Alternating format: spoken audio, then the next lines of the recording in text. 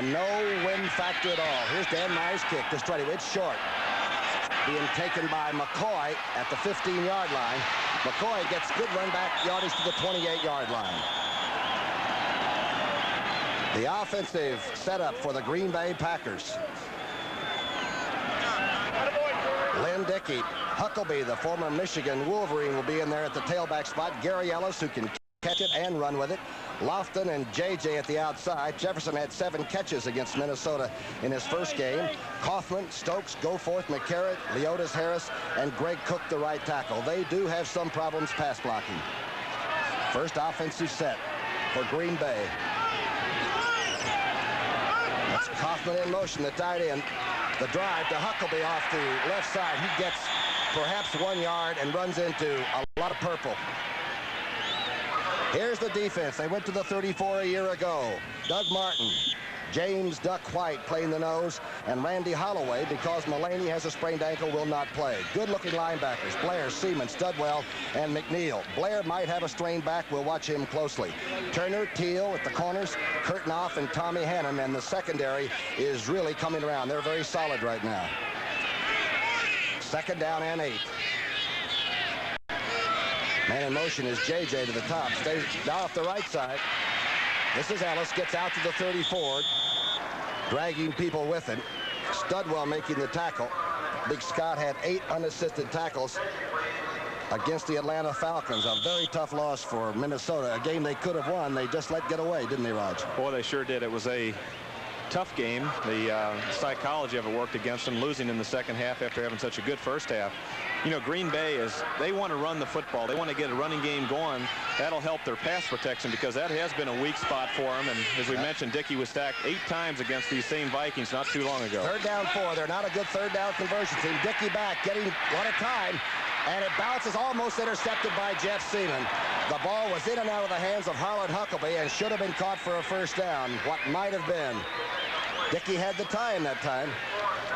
Well, he did, and you saw him jumping around a little bit. He had a play called to the wide receivers. They were doubled on the outside, and he had the backs hooking up in those short areas, and actually he came back to his alternate receiver, Huckabee, threw it in there nicely. It would have been a 1st down. Huckabee just dropped the pass. Stakowitz will make his first punt.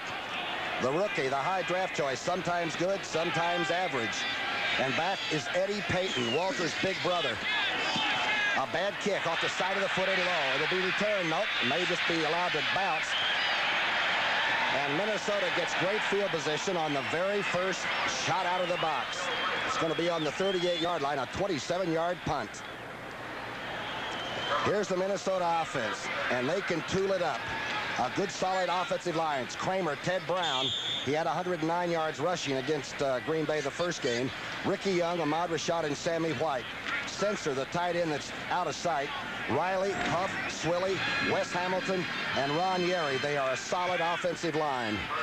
Here's Kramer's first play from the, call it the 39-yard line. I formation, handoff. Oh, the fake. Kramer going right away to Sensor and has it into Green Bay territory. Mark Murphy made the tackle, and Kramer doesn't waste any time.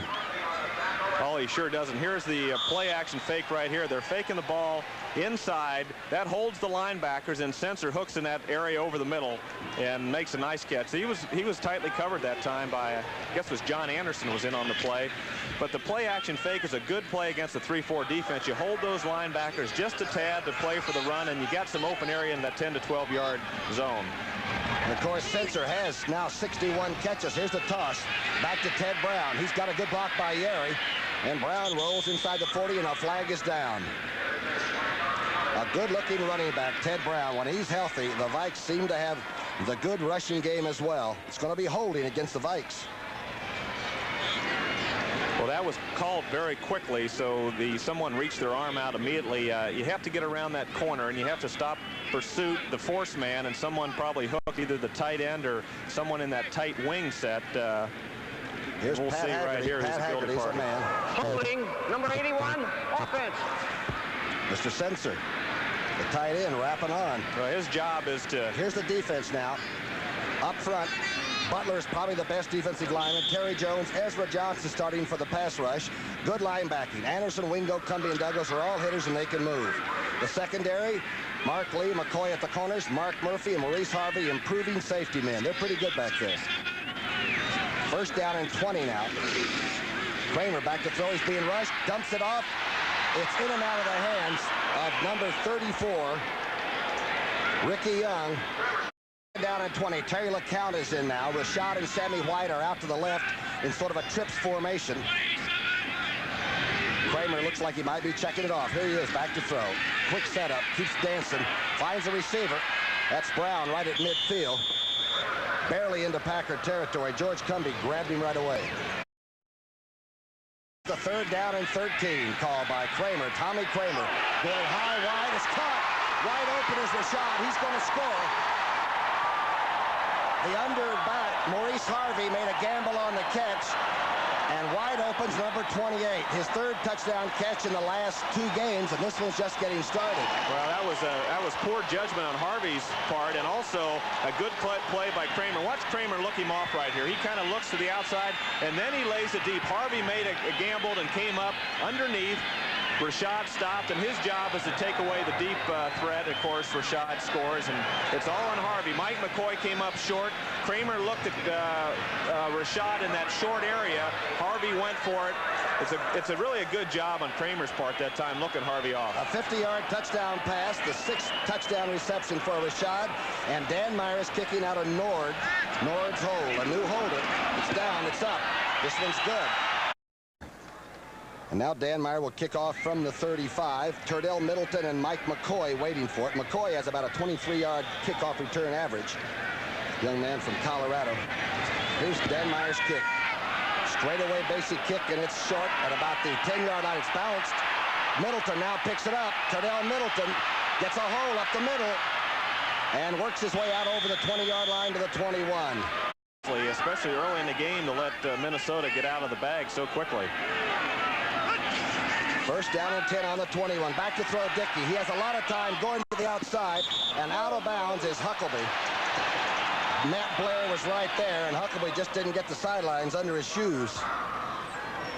Should Dickey throw short patterns, or should he think about trying to go deep? What's going on? Well, he had a play action that time, and he had Jefferson down on the deep curl in, and he had a choice, and he went to the outside. You know, early in the game, again, the concepts hit the backs, take advantage of the backs on the linebackers.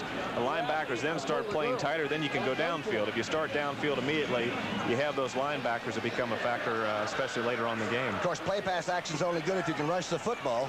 And right now, the Packers have not shown the big rushing game. It's second down and 10. The ball's out on the 21. J.J. coming back, stays in the slot inside of the fumble, and the Vikings have it.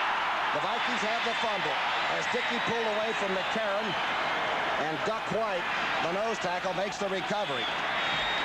Wow, the Vikings are threatening to blow this thing open in the first quarter. Well, the Packers in pregame, here's the play right here, and he just drops the ball from the center in an exchange problem. Either he pulled out too quick, or the center sometimes will snap the ball and hit against the side of his leg, but that's an automatic right there. That shouldn't happen in professional football, but you see it happen now and then. And, of course, it's very costly. And the next time the quarterback gets in there, he worries about it. So it not only hurts you now, it's the problem worrying about the next time. And Kramer might go upstairs right away and put you in a state of shock. By the way, McCarron, the offensive center, a very stable force for the Packers, is starting his 92nd consecutive game. So I would have to think he's been snapping pretty much the same way for quite a few seasons. Well, now is the time that you really try to get into the end zone on a turnover quickly. Kramer's 3 out of 4 for 71 yards and 1 TD. Of course, the big one to Rashad, so he might just take advantage of that turnover and get 6. High formation, Ricky Young and Ted Brown. Brown out of North Carolina State gets the toss back out to the left side. Doesn't get much, gets inside the 15. As we said, the Packer linebackers are excellent. Mike Douglas up quickly. Well, they did exactly as we predicted, Tom. That's why we're analysts up here. It's a lot safer. Ted Brown is not a good practice player. And I've seen some greats on Sunday that didn't like Tuesday, Wednesday, Thursday, and Friday. But he limped around all week like he was going to fail the show. But somehow he gets well.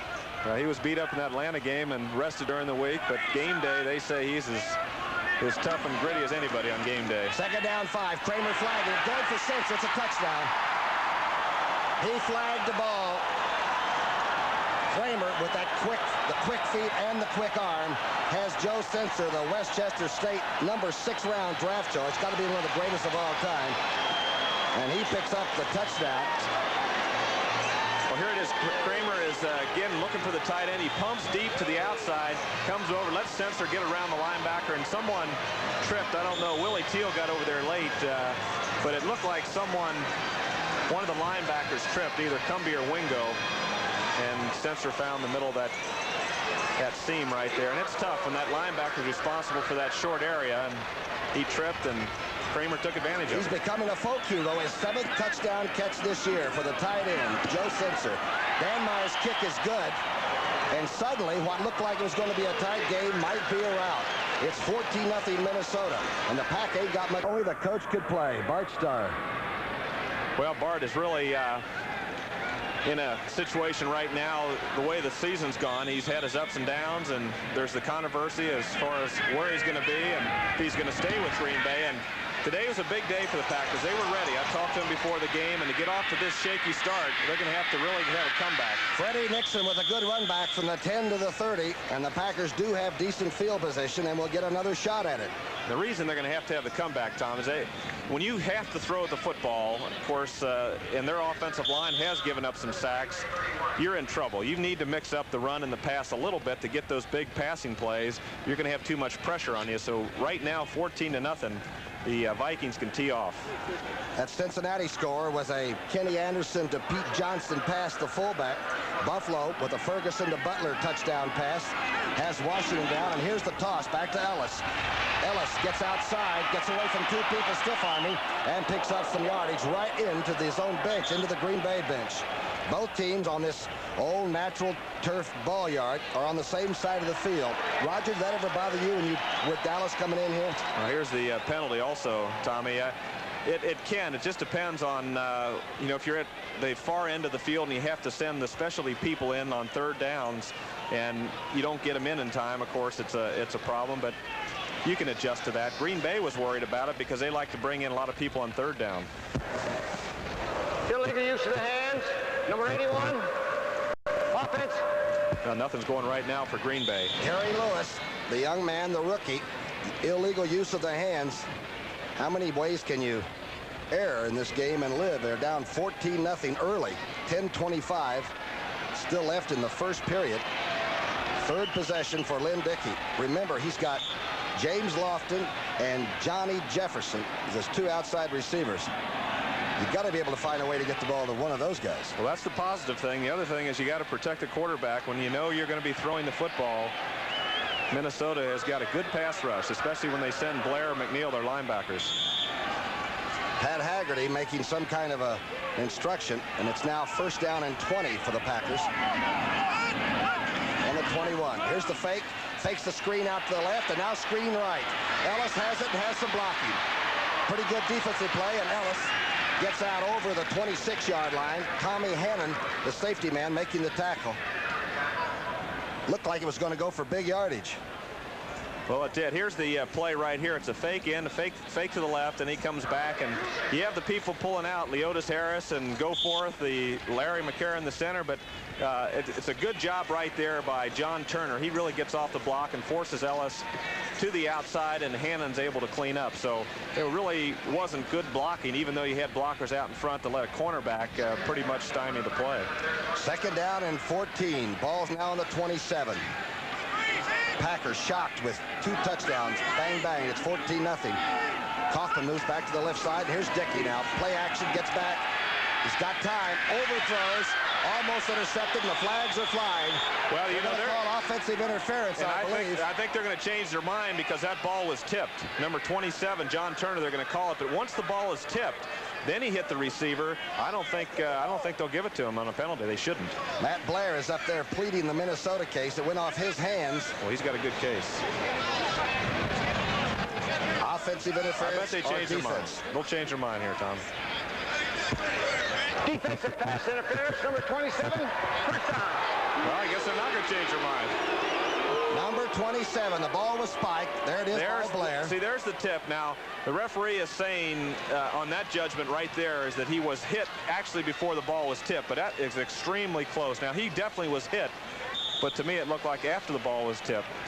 So it's a judgment call, and John Turner was covering Johnny Jefferson very closely, and this time he got caught. First down, out on the 41-yard line.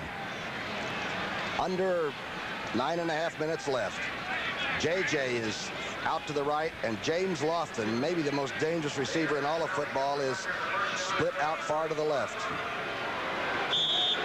The officials are having some problems getting their act coordinated too. There's Dickey on first down. Inside drive. Ellis gets out to the 44-yard line. Mullaney is not playing, and Randy Holloway has moved over to the left side, and Doug Martin has moved into that right defensive end spot.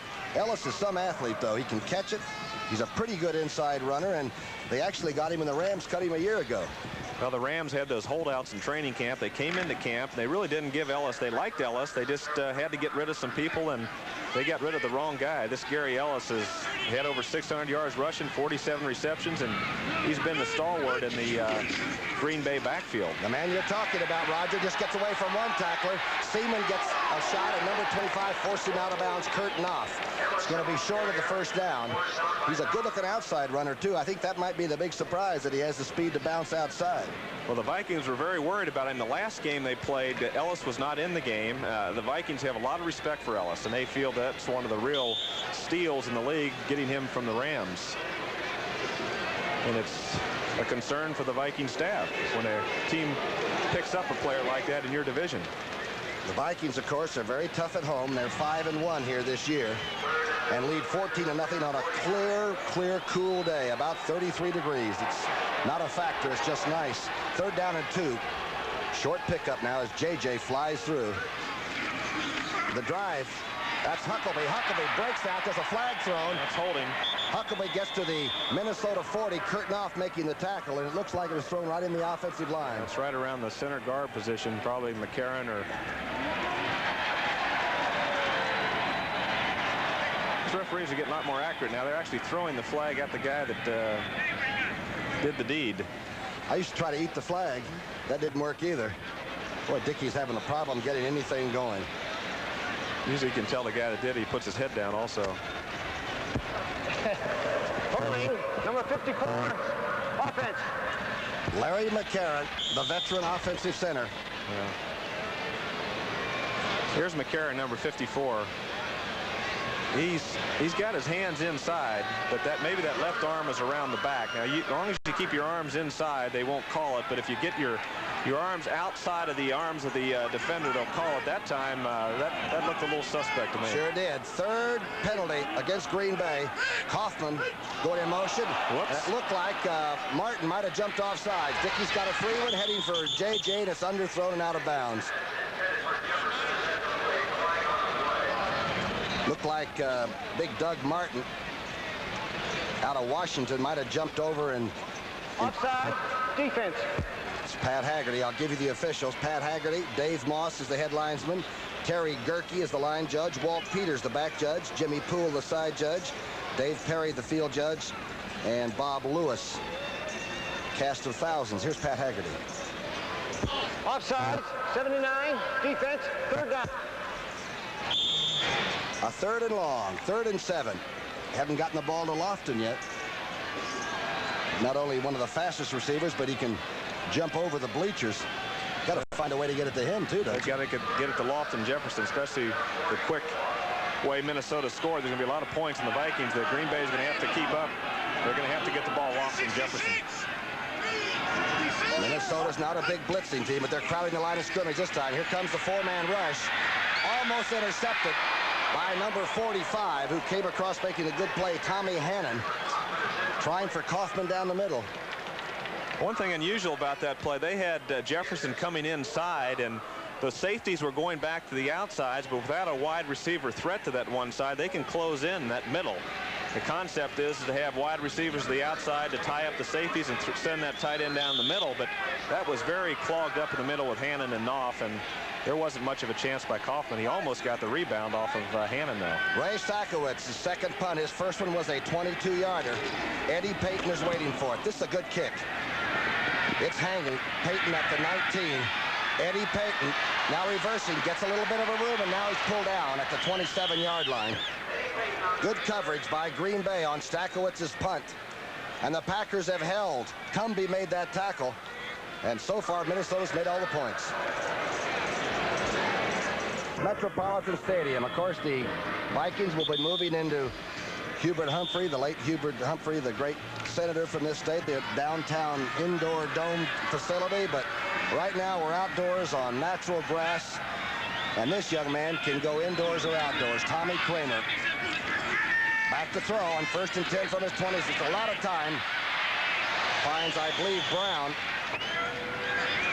Or Sammy White, maybe, down over the 30-yard line. As number 50 had to make the tackle, Rich Wingo.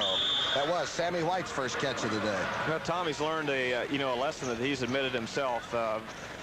You can go downfield if the receivers are open on 1st down, wide open, but take the sure thing. Hitting the back 4 or 5 yards is as good as a run, and he's doing a lot more of that since the middle of last year. He's really taken what the defense gives him, and that's the key for a quarterback. Take what you can get. Don't get greedy. 2nd down and 4, and Kramer is greedy. Back to throw time, dumps it off to Brown. Brown pulls people out over the 35 to the 36. John Anderson, the linebacker, again making the tackle. He looks like he's putting all the receivers out into the pattern and just hooking up people on the edge of those little zones on that 34 defense. Well, that 3-4 defense, you've got a tight end that can go over the middle, the 2 backs in the seam, and you can work 1, 2, 3 right across the way. If the linebackers come up and play too tight, then again you get into the secondary with the deep in routes, the deep sidelines, and Kramer's working a good game here against the 3-4 defense. That's the way to do it. There's Ted Brown, came in with 70, already has 1, of course, for his 71st reception. He's also a heck of a good 1,000-yard rusher. We saw him take Tampa Bay apart. Here's the toss. Back to Brown, running left. Nowhere to go this time. He's really going to have a problem. Packers everywhere. Good defensive surge. George Cumbie leading the way, and they are a bunch of assassins. They're very active. Well, the Packers really have 4 linebackers that do a good job. They pursue well, and of course here's Douglas, number 53, is having a great year. Last week he had some problems against Tampa, but overall he's had a fine year with some sacks and some interceptions, and he really contains that play. He doesn't let Brown get outside, and that gives the inside people a chance to clean up. Good play by McCoy, the cornerback, who came up with the linebackers. Sammy White, Rashad. Back to the left side. Terry LeCount is sort of lined up at a wing position, so you got 3 good outside receivers on the left side now. LeCount goes right.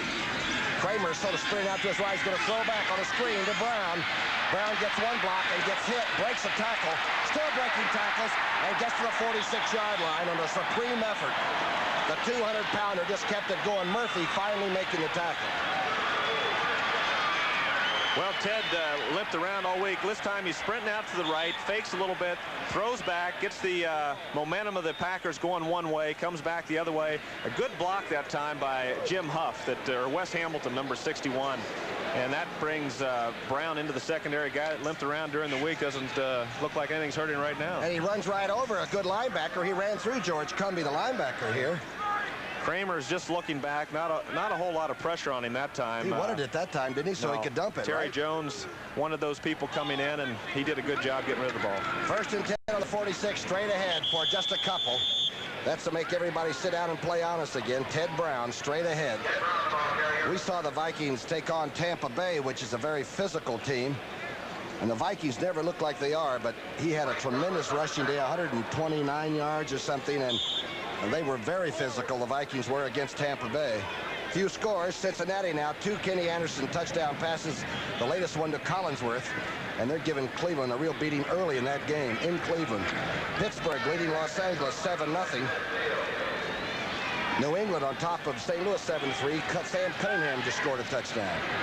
New England's having their problems, but they're leading today so far. It's early. 2nd down 6. Kramer, cool as a cucumber, inside. to Ted Brown, who leans forward to probably the 47-yard line. You were with him at a couple of Pro Bowls, weren't you? Yeah, he's quiet on the sidelines, doesn't show a lot of emotion, but he's got a great sense of humor. I remember our first day of practice. Come on. Does he really? Oh, he's really got great dry humor. The first day of practice, I was kneeling in the huddle ready to call a play, and he came over and tapped me on the shoulder and said, I didn't know you could call a play.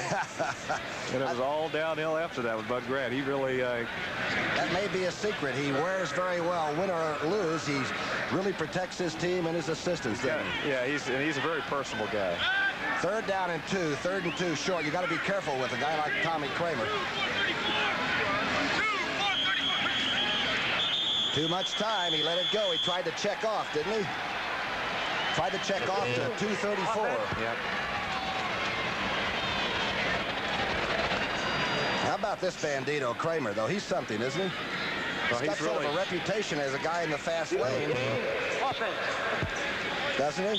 He's settled down a lot. He's settled down off the field a bit.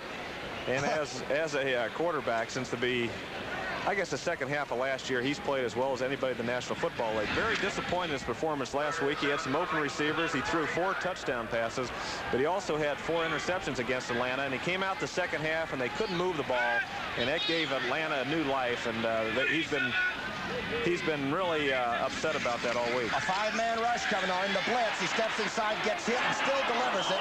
But he really got drilled by Big Butler, number 77, Mike Butler. The middle linebacker came up with a 4-man rush, trying for Rashad, I believe. Well, the pressure really gets this ball thrown poorly in front of Rashad, and Butler does come around, but the pressure came also inside from the linebackers, and also number 53, Mike Douglas, was probably the key guy that flashed and caused Kramer to throw that ball poorly. Coleman's first punt of the afternoon, a beautiful sunny day, and by the way, the return men, Nixon and McCoy, will be looking into that sun. It's right in their eyes. That's Middleton and Nixon. This is going over toward Nixon. Should be out of bounds. Let's see where they're going to mark it. Going to be about the 18-yard line, 19, maybe the 21. Official is walking like he's in some kind of a trance. Coleman can't believe it. It's 14-0 Minnesota. Last time this season, they move into that $55 million beauty downtown where the parking's going to be rough, but 63,000 seats there to watch the Vikings. But this is a great place to come. A lot of great football has been played on this old turf right here. 1st and 10 now. The ball's in the 23, and Lynn straight back to throw. Dickey going deep. He's got Lofton out in front, and it's almost intercepted by number 25, Kurt Knopf. Boy, Lofton was behind the secondary man by 5 yards. Well, Dickey waited just a little bit too long, and then, of course, that prevented him from getting the distance on the ball. He had Lofton going by. He was trying to look off the safety from getting over for some help, and of course that caused the problem, and he just didn't have the distance on the football. Lofton's a 4'3" something 40 man and can long jump about 26 feet, and he had it. He was open. The ball still traveled 55 yards, and it was short of him. Dickey's numbers, 1 for 5, and fighting City Hall here in Minnesota. They're tough. JJ is in motion. Dickey straight back now. No more play pass action. He's got to throw it. Coming under is Lofton, making his first catch to the 27. Scott Studwell digging in. The 2 most expensive players, I guess, on the Packers are JJ and Lofton. They're both making about $20, right? They're doing all right, and they deserve it the way they play football. Of course, he came underneath in his pattern this time, underneath the linebackers for a short gain. One good thing, the Packer offensive line is doing a pretty good job giving him protection. That could pay off before the day's over, because these guys are going to make some big plays in the passing game. 4-man rush now in for Minnesota on 3rd and 5. This will test you. This will make sure everybody's got a man on the line of scrimmage to protect him. Ellis, the fullback's in motion. Dickey straight back now. He's getting the time. Delivers, and Ellis catches it at the 34. Gets the first down. A good move out to the 37-yard line. Fred McNeil taking the ride. Let's go to New York right now for an NFL update. Brent, you got it. All right, Brookie, thank you so much. The Pittsburgh Steelers are really carving up the Los Angeles Rams. Trap play here, no one to trap, and Franco Harris goes 51 yards. He has scored 1 touchdown, 8 carries, 70 yards. Pat Hayden has just been helped off the field. He was injured. The Steelers have intercepted. They're going in for a 3rd time. Back now to Brookie. Don't count the Steelers out. They are not only thinking perhaps a wild card, they may even try to win that division. Cincinnati's leading today, too, though. Inside drive with the tight end coming back inside, and Ellis gets out over the 45 to the 46. Studwell again making the tackle. Good-looking play inside. Well, the Packers have settled down. They need a good drive here. They need to score, get on the board very quickly after the shaky start they had. But they are moving the ball on the ground a little bit. Every time the Packers get into a 2nd and 8 or 9, though, Minnesota's bringing in the 4-man rush, expecting the pass. And if they can get some running going, it's going to help Dickey a great deal. Short yardage offense. Jim Jensen, the former Dallas fullback, is in there. Number 33. Here's Kaufman in motion. The drive play. Huckabee. Oh, breaks it out. Gets into Minnesota territory. Tommy Hannon making the tackle. Pretty good blocking up front the whole series for Green Bay.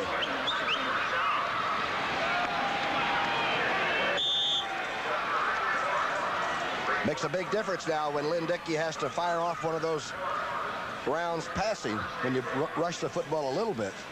It makes a heck of a difference. Hucklebee's done a decent job inside, and Ellis also.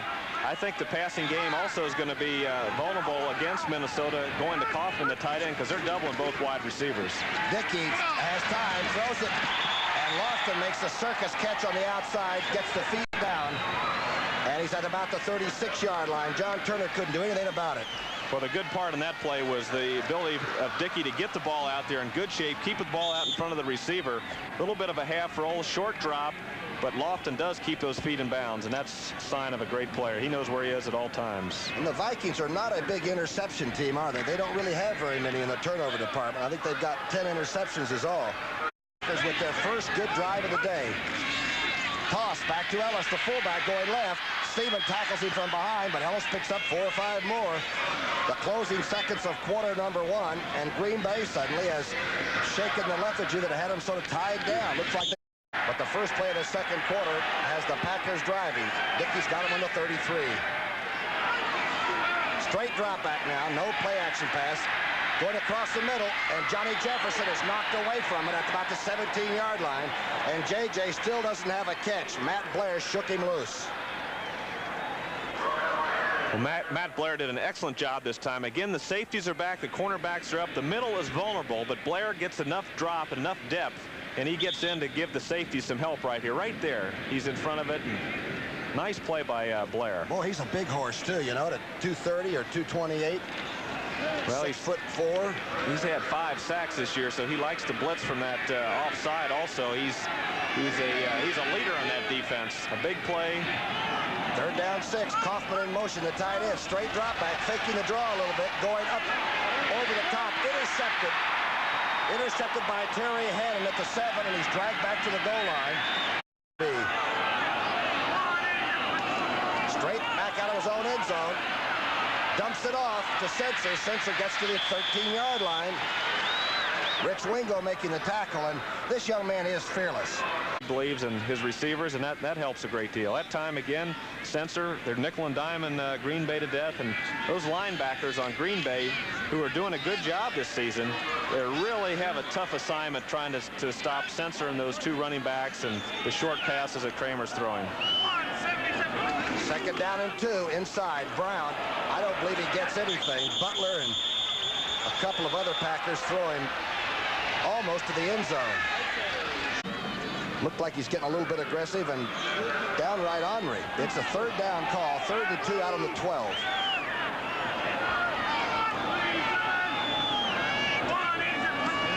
Straight drop back. He's got Ricky Young out. Ricky Young takes the pass.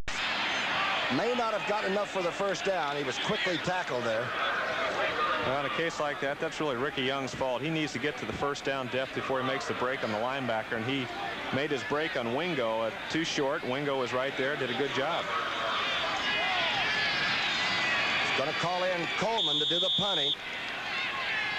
This time the kicker will be looking into the sun. He hasn't had anything blocked this year. His longest kick is 73 yards, and this young man has been a very steady, good kicker for Minnesota. Nixon and Whitaker back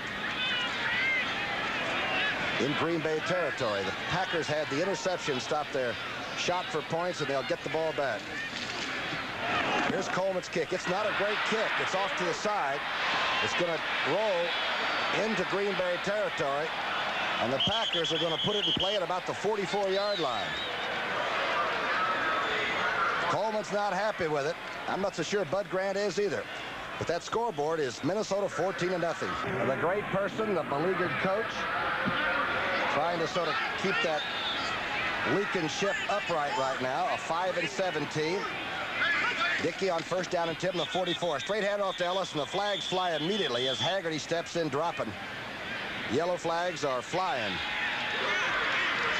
fact, the motion man turned upfield too quickly that time. Interesting bunch of football players watching this broadcast. The Detroit Lions, who played on Turkey Day extremely well, and they, of course, have the Vikings down the road and still think they might be able to win this Central Division. Ball start. Offensive line. The whole offensive line, false start.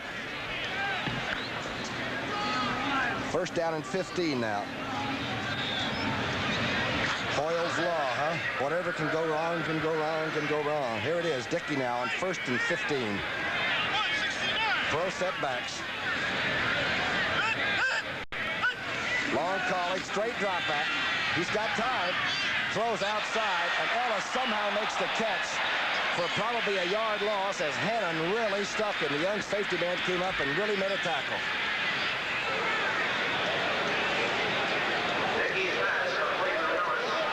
You don't want to do that to your fullback, do you? Well, I tell you, he just put that helmet right in his backhand and read that play all the way. And, of course, they had a blitz on. He had the back out in the flat, and he was right there. Ellis, even if he caught the ball, of course, which he did, it was a 2 or 3 yard loss. Dickey made up his mind to go to the short man too quickly. The Jets 10-0 over Baltimore. Not a shocker, not yet. It's second down and 16 to go, and Jensen's in the backfield. He must be the blocker. Dickey going out to the right side. Lofton falling out. Did he make the catch? The acrobatic one appeared to make the catch. Turner making the stop. Well, it's a nice play that time by Dickey, and both these teams are playing a double zone. When I say that, it's the cornerbacks come up, the safeties are back, and he pumped to the left side of the field to try to straighten up the curtain off the safety, and then he drilled it into that open area between the cornerback and the safety, and that was his best throw of the day. A big throw, a big first down for Green Bay. Another Kenny Anderson to Collinsworth pass, and the Cincinnati Bengals are finding out their draft choices are playing like high draft choices now. That's J.J. in motion on first down and 10. Now the play action pass being rushed, and Dickey hangs it up, and J.J. makes the catch at the 29. Kurtnoff watching on the play, and Doug Martin got to the quarterback just as Dickey released it. Well, Jefferson really concentrated on this ball. Of course, Dickey's hit as he throws the ball, but Jefferson knew he was going to get hit in the back, and he still pulled the ball in right there, and nice play by Jefferson. And, of course, Dickey turned out to be a heck of a throw under some very trying circumstances right here. I would say trying circumstances. Look at this. Wham. A great catch by J.J., who might have the best body control of any receiver that I've ever watched. First and 10 now on the 29. J.J.'s in motion, stays in the slot, going to the right side. Lofton has it and then coughs it up around the 10-yard line. They're going to call it incomplete. For a step, it looked like number 80 had it.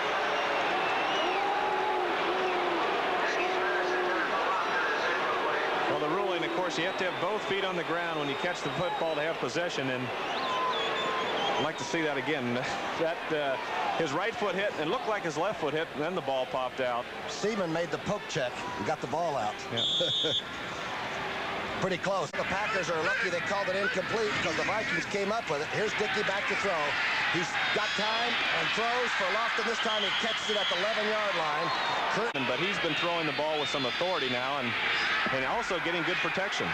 Lofton came in with 55 catches, and he scares you to death if you're playing defense.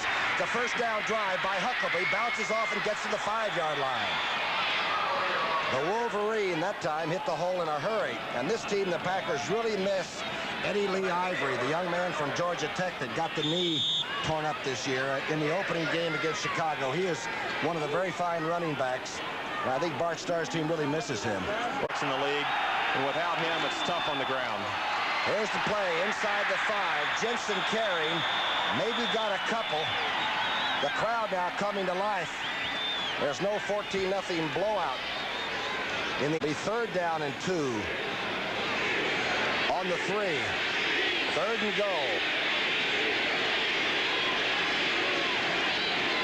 Ellis and Huckabee, the starters, are back in there.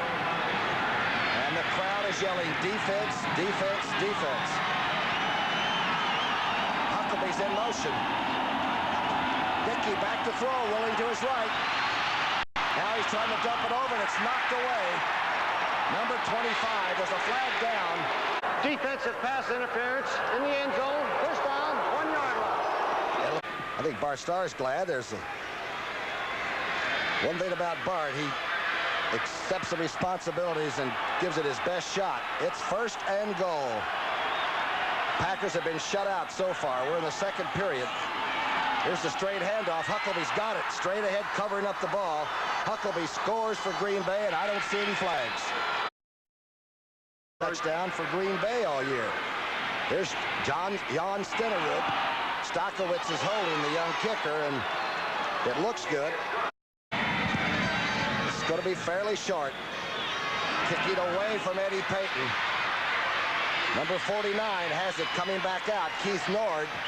And he is dumped at about the 16, and the fur flies for a minute. Weakness of the Green Bay defense against the run. They've pretty well shut down the run. Sammy White comes in motion, stays in the slot. Kramer dumps it to Ted Brown. And Mr. All-Purpose gets to the 25-yard line. Douglas is tripping him up there. Kramer with 6 400-yard afternoons or evenings.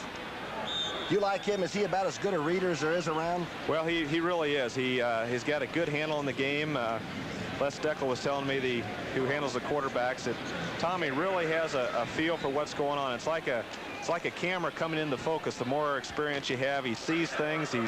He has the ability to dump it off to the backs at the right time, and he's got a wide variety of receivers, and he uses them all. It's amazing how many receivers are really involved in the action for Minnesota. And again, Green Bay's done an excellent job stopping the run, Tom. The quick draw didn't work. Mike Douglas in there. And I believe George Cumby, the big linebackers, not big linebackers, but I say aggressive linebackers, filled it up. It looked like Green Bay's beginning to knock each other around the defensive huddle, and their offense has gotten them on the board, and they're not about to back out of here. Go to somebody else's stadium, you got to play tough.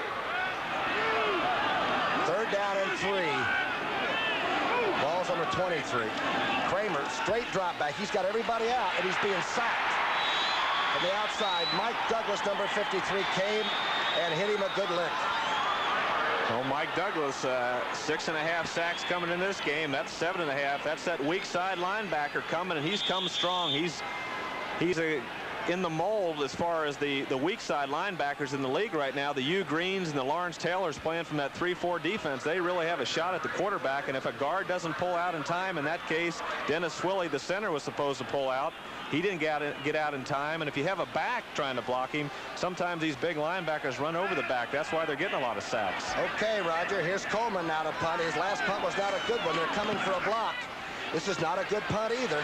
It hits at the 40, the Minnesota 40, and taken at the 45 and dumped is Bill Whitaker. Studwell was down under that punt, but not a long kick. And Green Bay sets up shop in Minnesota territory. They trail 14-7.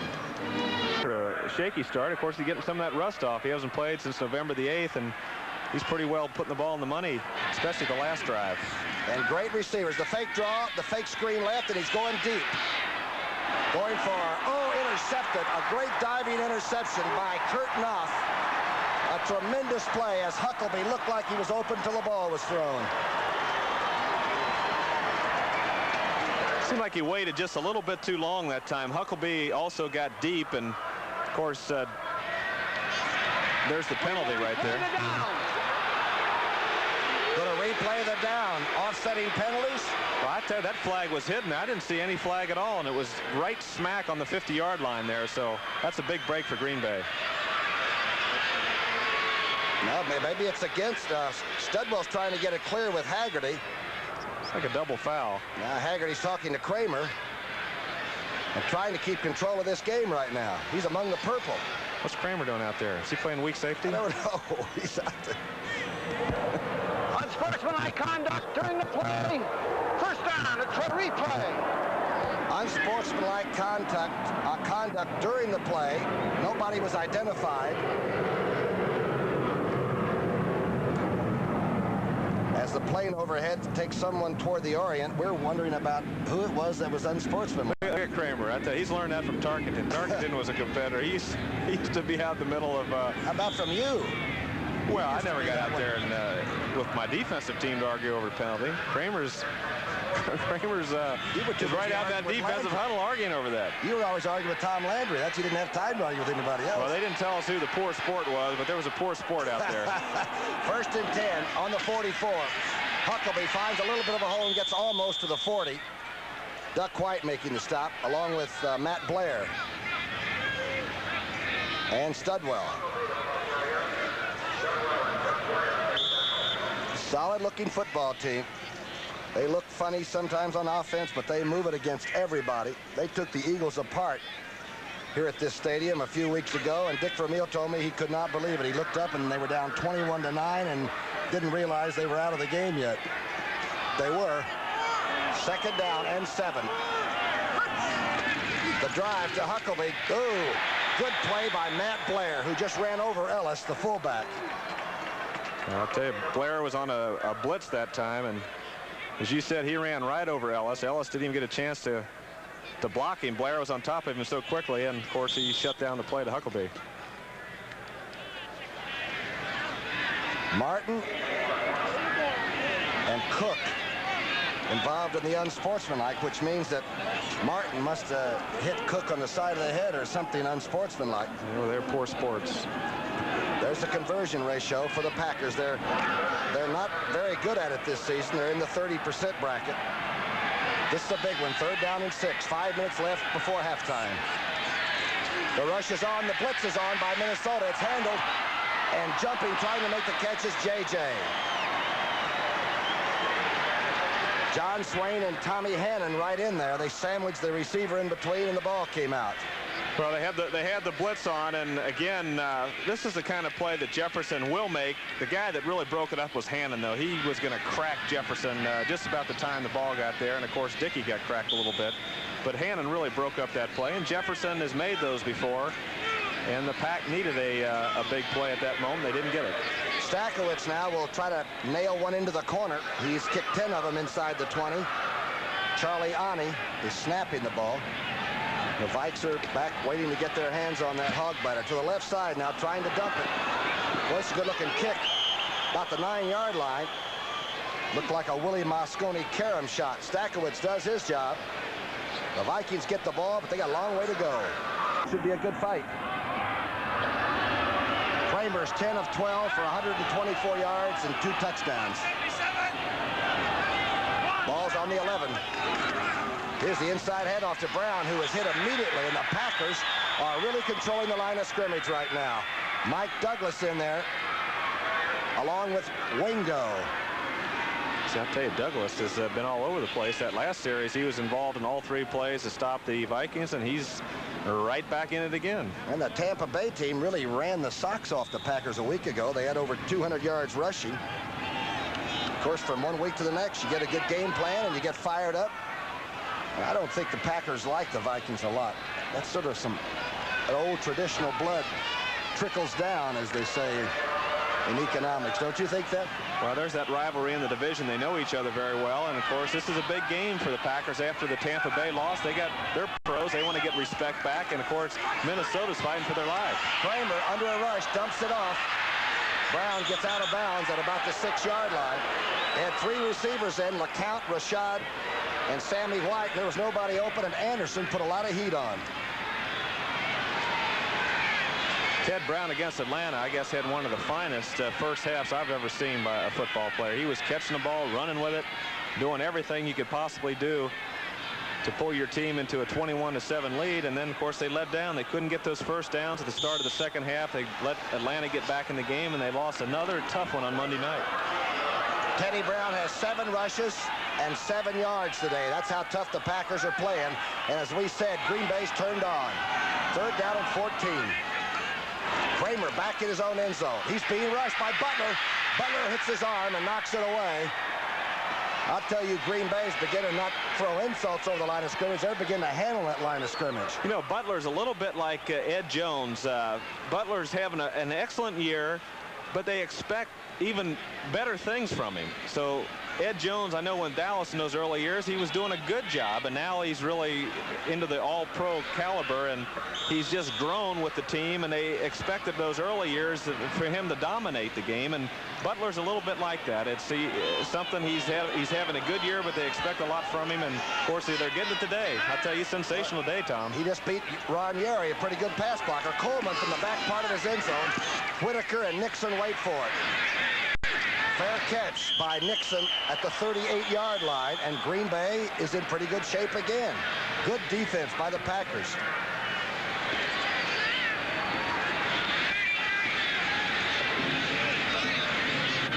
Have control the second period.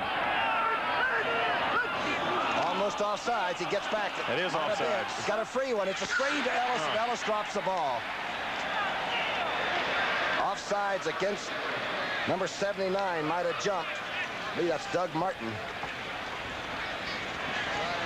Gary Ellis is pretty sure-handed. Offside. Defense. He's got 47 passes, but he dropped that one. That was a free ride down the sidelines there. If Goforth gets his block on Seaman, Ellis had a lot of running room. The Vikings have lost their steam. They scored quickly. First possession, a long pass to Rashad. Next possession, another touchdown. Yeah, that can happen. You know, you relax. You get those quick ones, but you don't realize that if you analyze them, they weren't as a result of long drives. They were a result of breaks and a mistake. So Green Bay is a team to reckon with, and they gave up a couple easy ones, and the Vikings really got complacent. 1st and 5. That's Ellis, the fullback, in motion. Inside handoff. Huckabee runs into the quarterback and gets to the 35 anyway and ran over Dickey to do it. Wonder if he said, "Excuse me." Well, Huckabee probably, the quarterback couldn't have been wrong, obviously. It had to be somebody else. That's happened. I've seen that happen. Have you ever had that happen? Oh, yeah. Anybody ever run into you? Yeah. Step on your feet and all that, huh? 2nd down and 2. A pickup of 3 by Huckabee on the bouncing play. Packers, inside handoff to Ellis. Wow, Duck White makes a tremendous play, and Ellis loses all the way back to the 37. Martin and White really came that time. Talk about people running into each other. I know you've seen it, and it's happened to a lot of teams where the 2 guards pulled the wrong way, run right into each other, and the linebackers who were keying the guards, they ran right into each other. Strange things happen on the football field. One thing we're not going to see is Lynn Dickey run with the football. He's had so many injuries, the Green Bay quarterback, that I don't believe we'll see him scamper much. And if Kramer doesn't run either, he's smart. 3rd down and 7 now. This is a big play for Green Bay. 2.5 minutes left. Hoffman in motion. Dickey back to throw. He's being pressured, throws it, and it's intercepted by number 29, Johnny Swain. The rookie came up with it. Trying for Huckabee. Well, you know, Dickey that time, when we saw that shot of him, he looked like Shemini. What happened? Of course, he was pressured, and he, surprisingly, he did get rid of the football. He looked like he had plenty of steam on it. I think Swain just made a good play right here. It was a deep pass to the sideline, and there's the pressure right there. But he gets rid of the ball in pretty good shape, gets a lot on it. Jefferson is not maybe coming back for the ball enough, and he felt maybe he didn't need to. It just looks like a great play by Swain. He timed it perfectly. Of course, Dickey is getting some pressure here, but he does get rid of the football. He drills it. He didn't really get a chance to step up in the pocket, but he did get rid of the ball, and it's a good play by Swain. 2.5 minutes left, and the Vikings have the interception. This one counted. Straight drop back by Kramer, going outside to Ahmad Rashad, who steps out at the 31.5-yard line. McCoy watching.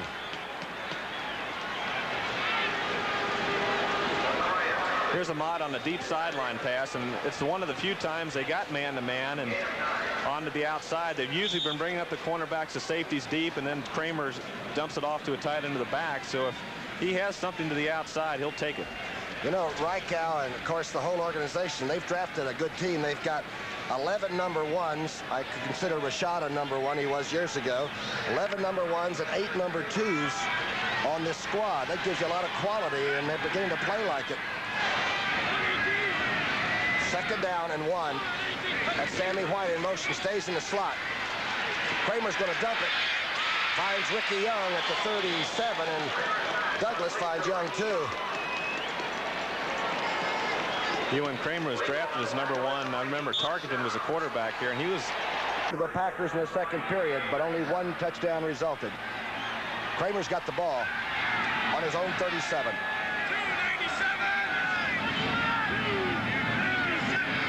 Brown moved over on the 297 call and swings out. Kramer is trying to get it to Sensor and does.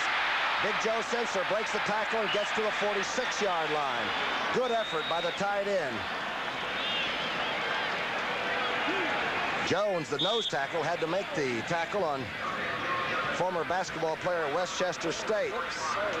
You got the hurry-up offensive here in that 2-minute period. 2nd down 1. Kramer in the slot into Green Bay territory with 1:27 on the clock, and it's ticking. It's hard to put a lot of pressure on Kramer when he's throwing 5s and 10s. Well, they got this 3 wide receiver. Dallas, doesn't it? Only missed the playoffs from this division, winning the division 2 years, 72 and 79. The rest of the time, the Vikings have owned it. 1st down and 10. Fake inside, and to the swing man, the drop outside to LeCount, who gets to the 50. Pretty good defensive play, not much yardage. McCoy making that tackle. He opened him up behind the backfield and then threw it to him. Now, they really had to rush that time. Kramer was down to 2 seconds on the clock, and I don't think he let LeCount get as far across the backfield as he wanted, because he had to snap the ball. That defensive line for Green Bay has really begun to put some heat on. Harry Jones, Butler, and Ezra Johnson. They got a 4-man rush in there this time. Casey Merrill's in there. 2nd down 11. He's got time to throw it. He's going deep. Short. Open receiver, and Rashad can't handle it at the 10-yard line. Mike McCoy got his hands on it in pretty good shape. Ball was underthrown a little bit. Yeah, the ball was short, and Rashad really came back and almost caught the ball. McCoy's feet went out from under him. He was in perfect position until the ball was thrown short, and that's how a lot of big plays take place. Boy, those Colorado kids can really play defense, can't they? Here it is right here. It is short. McCoy stops. He loses his feet, and Rashad, he almost had the ball right there. I guess it was either Murphy or Harvey that came over that probably influenced Rashad in dropping that football. What are the numbers on Kramer now? Well, he's 15 of 17. He's 15 of 18 right now after that miss for 2 touchdowns. Most of it's been short, except for the long one to Rashad. 6 different receivers. 3rd down 11. Going across the middle. Almost intended for Sammy White. Intercepted by Estes Hood. And Hood is still on his feet. And now into the Minnesota bench. A good interception by Estes Hood. He took one back for a touchdown against the Giants. Swilly finally had to make the tackle on him. Well, Estes Hood is the extra back that comes in the game, and of course he does an excellent job right here. He stays with Brown all the way across the middle, and Kramer's drilling it down the middle, and again between the safeties, but Hood's on him man-to-man and just steps in front of the ball, and of course he makes a heck of a play. It was on Sammy White. He stepped in front of White. He had White all the way across the field, and Hood, that's his 3rd interception of the year, and he's having a heck of a year coming in on the special situations for the Packers. All right, what kind of a 2-minute thing are we going to see from Lynn Dickey now? He's got, again, the great outside receivers and Kaufman, and 1:01 on the clock. and a 7-point deficit. Here's the last part of Estes Hood's run back, and a good one it was. He's got 3 timeouts, Tom, so they do have time to get in at least field goal position. 4-man rush. It's on purpose. It's a screen to Ellis in the flat. Ellis is going to get into Minnesota territory, picking his hole as they let the defensive line in and then screened outside of it. They'll take one of those timeouts now. They've got enough time. They need a good drive right here. They had Giants are still alive for that wild card spot at 6-6. 50 seconds left. A first down on the 48. Pro set. Almost offsides was Martin. He was offsides. A free one for Dickey. Dumped it to Ellis. Ellis gets away at the 40 from one tackler. Cuts back inside. Oh, no. He should have got out of bounds right there, Tom. He thought he did get out of bounds. Of course, the penalty will stop the clock, so that'll be a big help for Looks like he got to about the 30-yard line. Green Bay. Of course, they'll take the play, but the penalty did stop the clock. He made that one cut and looked like he was going out of bounds. Defense, number 79. Martin offsides again. That helped him with the clock because once Ellis did come down, when he cut back inside, he did not get out of bounds, so they would have had to take a timeout. So, boy, he made some good reception of that. Ellis with excellent maneuverability for a big running back. There was Martin jumping off sides. Dickey's looking downfield and just lays it over the line of scrimmage in front of the linebackers, in front of Studwell, number 55, and of course McNeil tries to get over there. Here's the move right here that kept him in bounds. Of course, the straight back. He's got time. Going for J.J. and Johnny Jefferson is almost knocked down at the 15 by Tommy Hannon. What a Dickey's looking at him all the way, and Hannon is back in that safety area, but they're playing him pretty tight. Ooh. Boy, he just hits him perfect. He did not use the helmet. He didn't try to impale him on that helmet. That's a good, solid, clean hit right there. But some hit it is.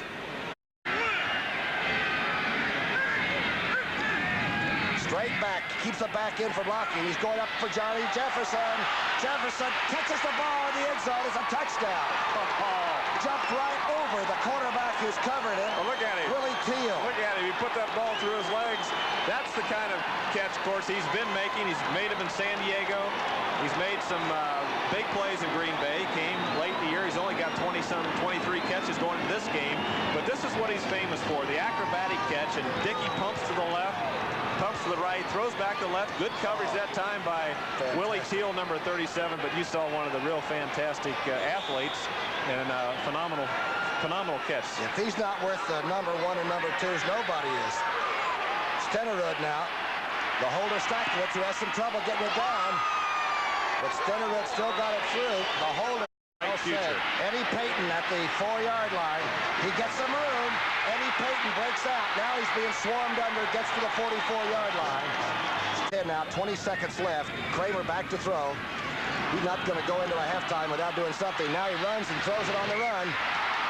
Sammy White catches it at the 37-yard line. Well, there's a fight in that backfield back there. Makes sense? It does. It's first down call. 10 seconds left. And Clicky. It's complete. LeCount steps out of bounds. Stops the clock with 7 seconds left. Boy, that Kramer can move the team. They're in field goal range now. Of course, he just drills one out to the sideline right here. And good movement. He steps to the left. He has a lot of body into that throw, and of course keeps his feet in bounds. No, as you mentioned, there's runners like Ted Brown compared to Bill Brown back in the old days. He was a hard-nosed, gritty guy, but when you get to that turf, you need the quick backs, the Sims, the Ted Browns, the Dorsets, and it does make sense how they've drafted the last couple of years. Last play before probably a field goal attempt. Intercepted. Ball is thrown early, trying for Sammy White, and Mark Lee, who made a good interception a week ago, came out with another one. I don't think Grant likes it. Boy, he's a good defensive back. We were told that those Packers play that secondary tough, and they've certainly proven that. It's a 14-14 tie. Green Bay has the ball on their own 3-yard line, and I would imagine they'll be extremely careful with only 2 seconds left. That's careful. No, Payton at the 12. Payton, wow, buried at the 22. And Green Bay had a little bit of impetus, didn't it? They did. They did with that interception, and of course, Here's the biggest run of the day for the Vikings. Brown gets outside. A great block by Ron Yeri on the outside, and Cumbie had to force him out. Brown gets a little dip inside this time. He's got the guards pulling Wes Hamilton. He's got Yeri out in front. That little dip there gives Yeri a chance to make his block to get Brown to the outside. Of course, that's the longest run they've had. And they mentioned last week against Atlanta, they came out flat the second half. In the first 3 series, they didn't get a first down. So at least now there's in 2nd and 1, and they've come out with a little bit more enthusiasm. And it's a key, the way you start that 3rd quarter, how you play the second half. 9 yards. Up tops the total rushing for the first half by the Vikes. Out of the eye, the toss back. Same play to the right side again. First down out to the 35-yard line. Anderson making the tackle.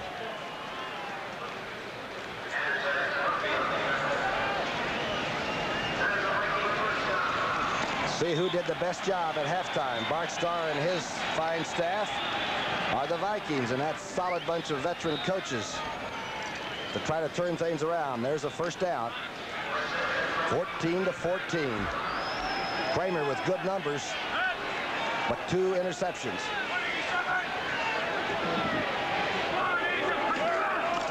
Straight drop back. A lot of time dumps it out in the flat and over Brown, and almost a lateral. A very dangerous ball to let float around. Ezra Johnson got back out there from the defensive end spot too. And Sammy White has been very quiet, and I think he's one of those underrated receivers. He makes big catches down the middle. He's a fine one. On 2nd down 10. Straight drop back. Everybody out. Kramer going to the outside. Sensor has it. Eyeballing the linebacker Anderson and gets out over the 46-yard line. It looks like a first down. Horse, too. Pretty good basketball player in college, and big old raw bone thing that somehow the Vikings, Jerry Reicha and company, dug him up. So let's take a look at him. Not bad. 1st and 10 now. Out on the 46. Kramer straight back. He's going a little bit deeper down the middle. Underthrown, intercepted. Intercepted by Maurice Harvey, and Harvey still on his feet and inside the 40. And Ryan being pressed. The Packers have really taken it to him. 3 interceptions. Here it is, the fake draw, and out in the left, Huckabee can't handle it. Is that a lateral or a pass? They're calling it a forward pass. Incomplete. Holloway coming close to that ball. The signal goes in from the sidelines to Lynn Dickey, who has had more injuries in his career than Roger than you had, really. He's recovered, and he's in the driver's seat. The delay handoff to Ellis. Ellis picking his way. Gets almost to the 30-yard line. Scott Studwell making the stop. A little bit of a delay, a quick draw of some kind almost. It was, and there was a good move by Ellis downfield. He makes a little inside-outside move once he gets past the line of scrimmage. Good block in there at the point of attack by Darrell Goforth, and he makes a move right, left, and gets that extra 2 or 3 yards, and he doesn't get hit very hard on account of it. And a lot of backs try to run over people, but Ellis, when you make that little stutter step move, it keeps you in the league a little bit longer. And he and Wilder, the Tampa Bay rookie fullback down there, they both came from Missouri. They must have had what you call a surplus of fine fullbacks running around down there in Columbia.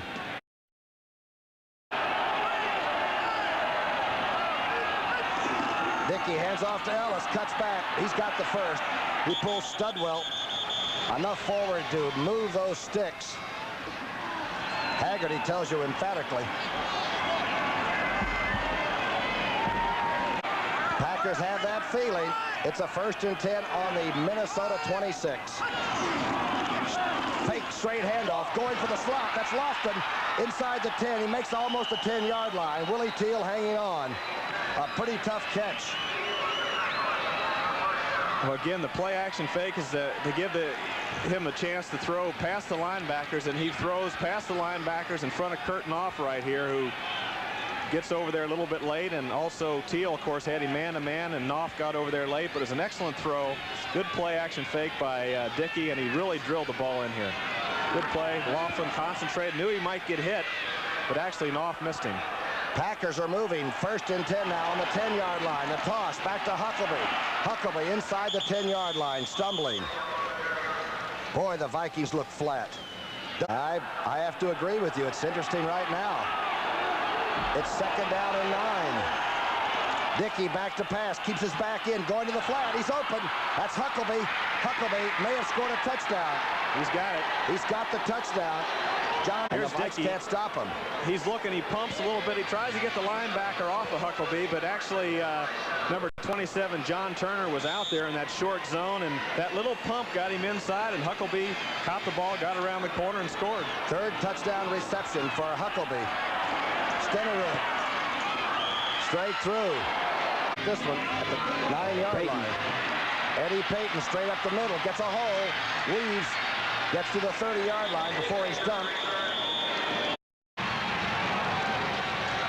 Fake drive on the eye. Going outside to Sammy White. White has it to the 46-yard line. Mark Lee shoves him out. I like Sammy White. He's a smooth runner of patterns, and he runs a good pattern. Yeah, that's a good play. They have 2 wide receivers to the one side, and that running fake again holds the linebackers and got Sammy White man-to-man on Lee to the outside, and it's a solid play, and Kramer really looks sure of himself on that play. A pickup of 10 yards at least. They move the chains out to the 47. A beautiful day and a quiet crowd. And the Vikes started out like a house of fire, and somewhere the offense went south. Straight drop back by Kramer. Going to the outside. Rashad with about a 9-yarder and steps out of bounds. McCoy forcing him out.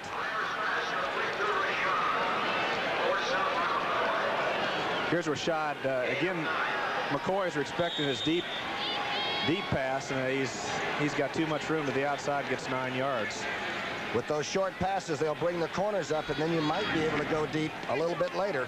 Rashad, who has legs so long, he might be 6'8", you know, and he's got that long, graceful stride. He's tough. 2nd down 1.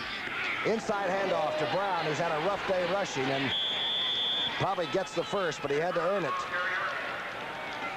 Boy, the Packers have really played the run extremely well today. Wingo made the tackle there. Tampa Bay ran pillar to post against them a week ago, but whatever they've done, they've tightened it up. Well, they have, and of course those 3 interceptions have been big turnovers for the Vikings, have stopped some potential drives. Kramer's got good numbers as far as completions, but 3 interceptions take away all the good.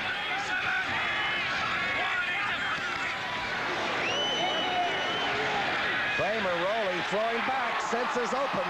Inside the 20 to almost the 15-yard line.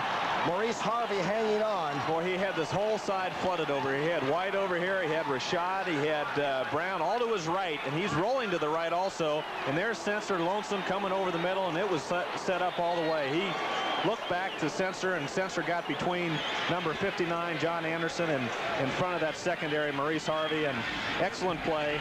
Now the Vikings seem... they just seem more intense. This whole drive has been one where Kramer has been sure of himself, and he's thrown the ball with a lot more of authority than he did in the 3rd quarter. Back to throw with the authority. He drills Ricky Young in the flat. He gets tackled, gets forward to the 12-yard line. Sensor now has 6 catches for 78 yards and is fast becoming a folk hero up here in Minneapolis. I'd say early in this 3rd quarter, Kramer just was a little bit unsure of himself. The way he threw the ball and he threw that interception. Now you can just feel a tempo pick it up. To the first sideline he threw to White, got his confidence back, and he's really got him on a drive that's a critical drive, and that's the mark of a good quarterback, the ability to come back. You would know what the mark of a good quarterback is because you were a great one. It's 1st and 5. On the 12, straight drop back, keeps the backs in and barely gets it off, and it's almost intercepted by Mark Lee. There's a flag down. They may have roughing the passer. Yeah. Wingo came in pretty late, number 50. Roughing the passer, number 23. Well, they had the safety blitz. Wingo was in there also, and both of them hit Kramer, Tom, but they gave it to Maurice Harvey. Maurice Harvey, safety man. A 1st down, automatically. Personal foul, roughing the passer, defense, 1st down.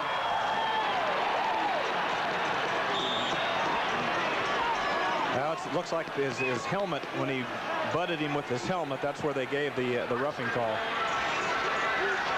Got to get that helmet out of there. Watch him just dive right there with that. Almost intercepted.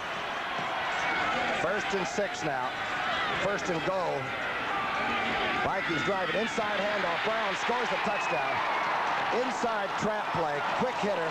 And Ted Brown gets on the board. And boy, it's been a long time since the people here have been able to stand up and get warm.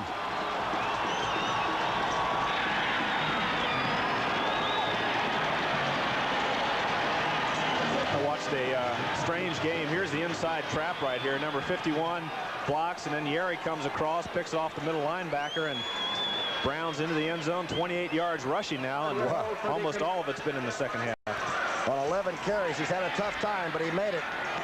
Danmeyer now with Nord holding. Only 2 basic kickers left. Here's one of them. He misses it to the right. The Packers are saying he missed it to the right side. He's missed 2 extra points this year. Make it 3. And that one is large indeed.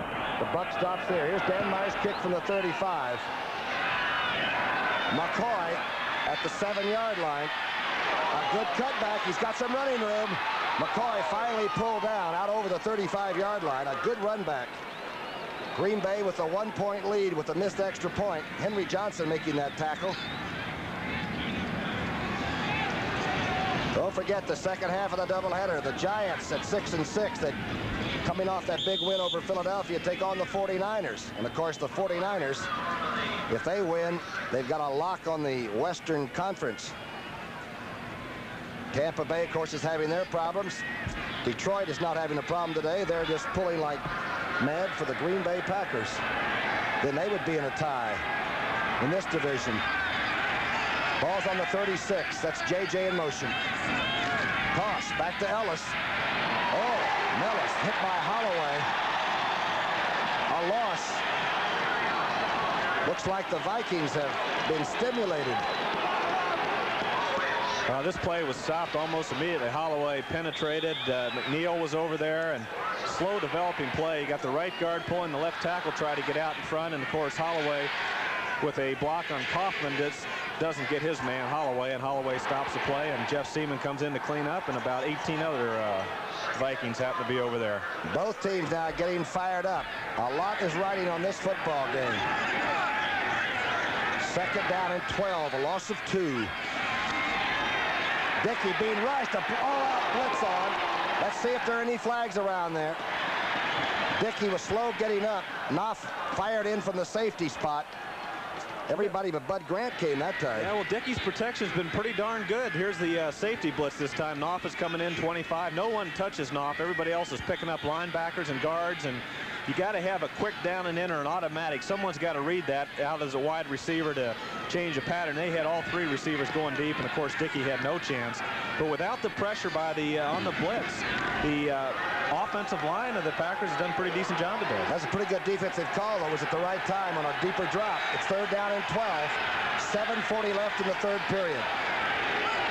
Dickey trying to get, here comes the blitz again. The safety blitz is on. He reads it. Lofton has it at the 45. He's got a blocker, Kaufman. Lofton is still on his feet, and he's dragged down inside the 25-yard line. See, that time they read it perfectly, and that's what the wide receivers have to read as well as the quarterback, because sometimes you can't audible. They could come out of it, but this time Dickey was ready right away. He was hoping for it, as a matter of fact, and of course Lofton read it. He's got to read the safeties. That's the only type of blitz the wide receivers can read. If the safeties come, they can't really tell if the linebackers. It's tough to read that. This time he did it, through the down and in. Perfect play against that blitz. Who made the tackle? Jeff Seaman, the linebacker, finally had to make the tackle. Seam looking. He saw the safety going. He saw Knopf going, and of course he made a nice play right here. And they had worked one time for the Vikings, and they were burned on it. Lofton has 6 catches for 102 yards. Here's Ellis straight up the middle for yardage. Tommy Hannon making the tackle. Ellis getting up slowly. It's a 1st down. Here's Ellis up the middle. Good, nice block inside by Teardale Middleton, also number 31. 1st down as Ellis takes a breather. Jensen. It was Gary Ellis, number 31. I thought Teardale had come in the game. Of course, Ellis made a nice run, and Huckleby really got the block. Jim Jensen, your old teammates in there with Huckleby. The The Packers are driving. They lead by 1. Here's the drive play inside. Huckabee gets away from Seaman to the 6-yard line. Tommy Hannon again making the tackle. Huckabee is really running quickly today, huh? He's a slippery little guy. I tell you, he's made the grab on the end zone, near the end zone, scored a touchdown, and he's had some decent yards rushing today. He's had only a 3.2 rushing average. He's caught 22 passes this year. He's been a good addition to the Packers. He's a performer. He's not a great Sims, Brown, Dorsett type runner, but between he and Ellis, they've put together a pretty decent running game. 5:34 in the third period left. Inside handoff to Huckabee, dances away. There's a flag down. Huckabee's going to score. There's a flag down near the line of scrimmage. Hold on.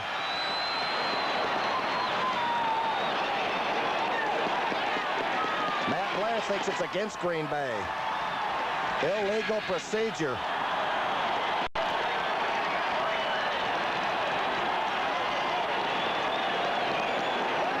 Huckabee danced outside. It was wide open. Illegal motion, right guard, offense. Leotis Harris, the giant from Arkansas, must have twitched. Second down and 9. Deep in Minnesota territory. Listen to the crowd. You know, Kaufman hasn't really been in the passing game today. It's about time for the tight end to do something near that goal line.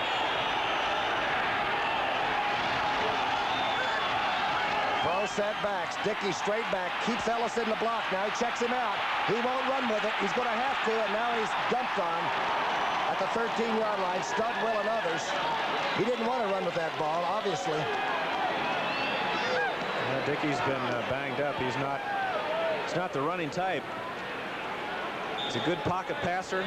14 for 26, 208 yards. 2 key touchdowns.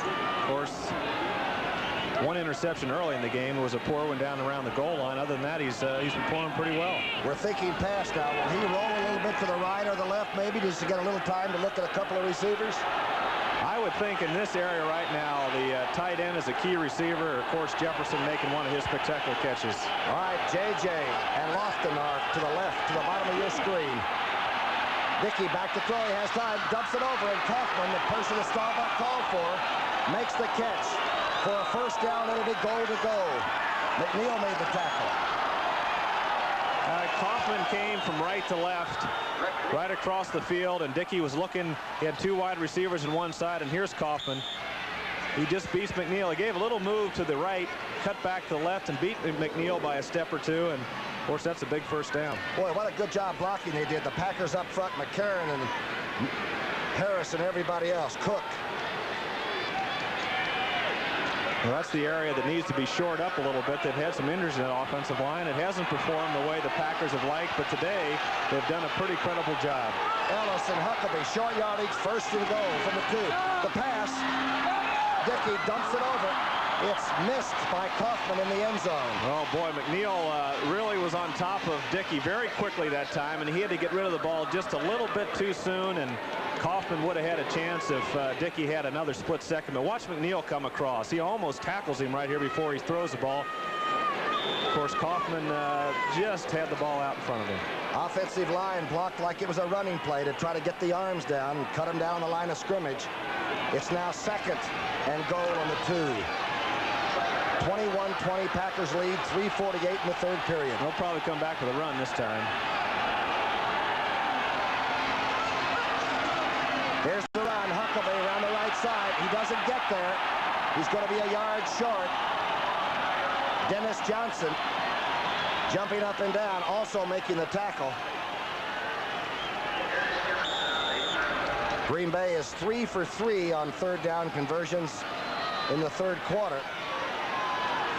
But this is not a conversion.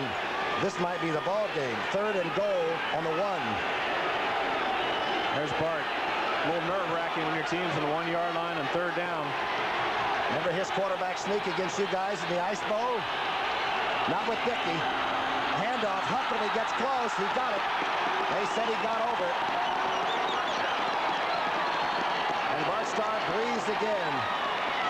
J.J. clapping in the background. What a turnaround. Look at this. Don't tell me they aren't together as a ball club. Well, they've had some real big plays. None was bigger than that max blitz on third down when Dickey and Lofton Reddit set up this touchdown. Really got him down into that scoring range. And, of course, the catch by Kaufman was another big play. Stenerud dead straight. For Stenerud's kickoff. It's a very short kick. Taken at the 14-yard line. Nord, good run back. And Minnesota does have good field position. They are facing the sun here in the third period. 64 yards on 10 plays. 10 plays, and 2 of them were as big as Green Bay will have all year. The pass to Kaufman, and, of course, the pass to Lofton. Of course, if Green Bay would win this, they would go to 6-7. And conceivably are still not out of a crazy wild card situation. That's right, and this race, of course, for the division lead is crazy also. Detroit's a hot football team right now. Lost a lot of close games this year, but they keep bouncing back. Hippel's having a fantastic year, so they're in it for the division besides the wild card. The fake handoff. Kramer beat Chase, throws back to Sensor. Good tackle on the 30 by Mike Douglas. Did he read the play and make a super tackle? Now, Douglas watched Sensor all the way. He was basically either guessing or had help on Sensor man-to-man because he was right with him. Kramer rolls to the right, and Douglas didn't move a step. He just stood over there with Joe Sensor. The Green Bay linebackers have been agile and mean and tough all year, except perhaps against Tampa Bay last week. And they don't know why they played so poorly against the Bucs, but they've got it going today. Second down and 15. Sensor's in motion, back into the slot. Kramer going outside for the tight end. He makes a juggling catch to the 39-yard line. Anderson making the tackle. Good catch.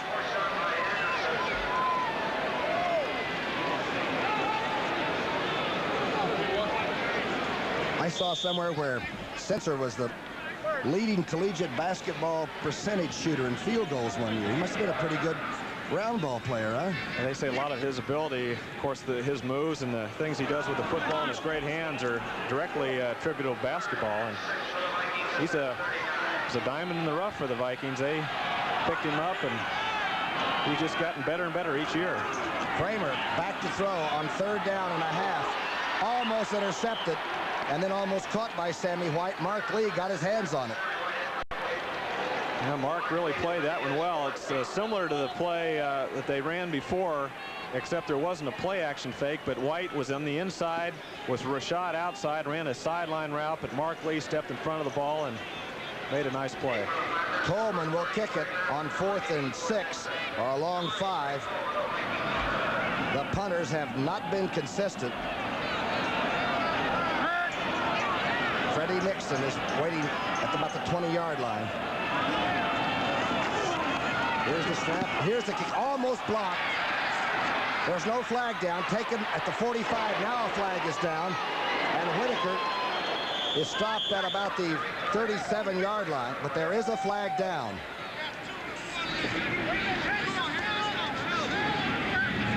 Well, here's the play right here. The guy was blocked into the punter. And, of course, McNeil went in there also, so there's no interference on the punter. That was Murphy, Mark Murphy.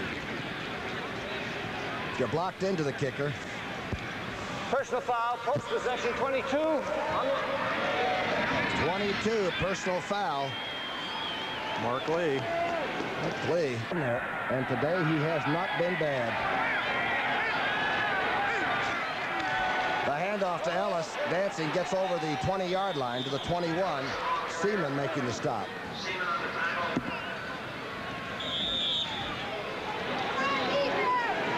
The Jets rolling along in that eastern part of the AFC, 25-0. Cincinnati now having some answer from Cleveland, but leading rather comfortably by 2 touchdowns late.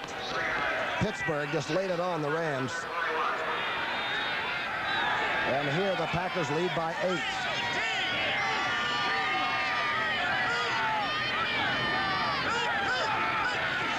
Just Ellis got the play off in time. Ellis weaving, gets away, and breaks out over the 30 to the 33-yard line. Had 2 touchdowns receiving the football as a rookie. Very mature and very quick to adjust, as you saw there. 42 seconds left in the 3rd period. The Packers have stunned everybody, and the crowd, they're just pulling the knit caps down over their ears right now. 1st and 10 call. Here's the play-action pass. Dickey going deep for Lofton. Lofton almost catches the ball at the 20-yard line. Scares you when you can be playing good defensive secondary and the guys can jump over you and catch the ball like that. That reminds you of Swan and Stallworth of Pittsburgh. Those guys, Bradshaw used to fire that thing up there with a wing and a prayer, and those guys, they'd come down with it. And of course, Hill and Pearson have been pretty good to me through the years. Not bad. I started to say that. 2nd down 10. Closing seconds of quarter number 3. Kaufman's in motion. Dickey screening out to Ellis, who has some blockers. Ellis cutting back against the flow. He's going to get to the sidelines if he does. No, he's pulled down. Hannon made a tackle by the jersey, or Ellis might have gotten to the far sidelines. I'm down. Dickey hands off to Huckleby. A pretty good block out front. A great tackle. Coming up hard with a sure tackle was Blair and Kurtnoff. Good, solid defense. Well, he went down very quickly here. The Huckleby's going around the corner right here, and there are the 2 of them just popping. Blair and number 25, Kurtnoff. Stakowitz back to punt now. Remember, Detroit won on Thanksgiving. If the Vikings lose, there's a tie for the division. The rush is on. Almost get it. Stakowitz is knocked down. There's a roughing the punter call. It's going to be an automatic 1st down. Payton has the return. So he's, of course, he's hit. No question about that. But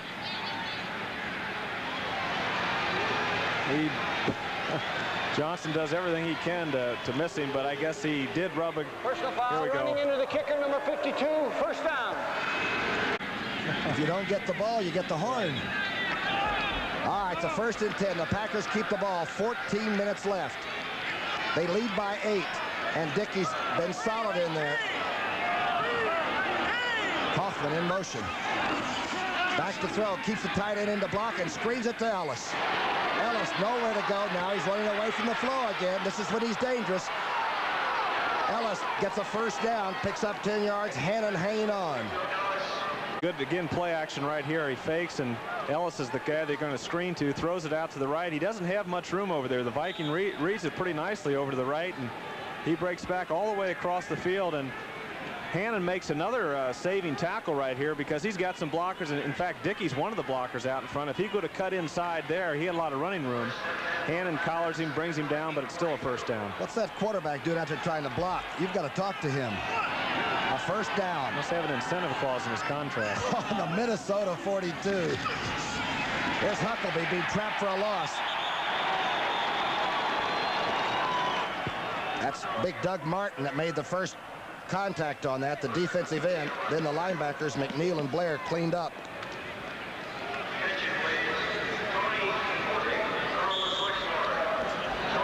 Now, Doug Martin really stops this play. There's penetration all the way across the way by Martin, and Daryl Groforth, number 57, doesn't have a chance. He tries to block him, but Martin penetrated and stopped the play. Looks to me like Huckleby might be pulling up a little bit on the last couple of runs.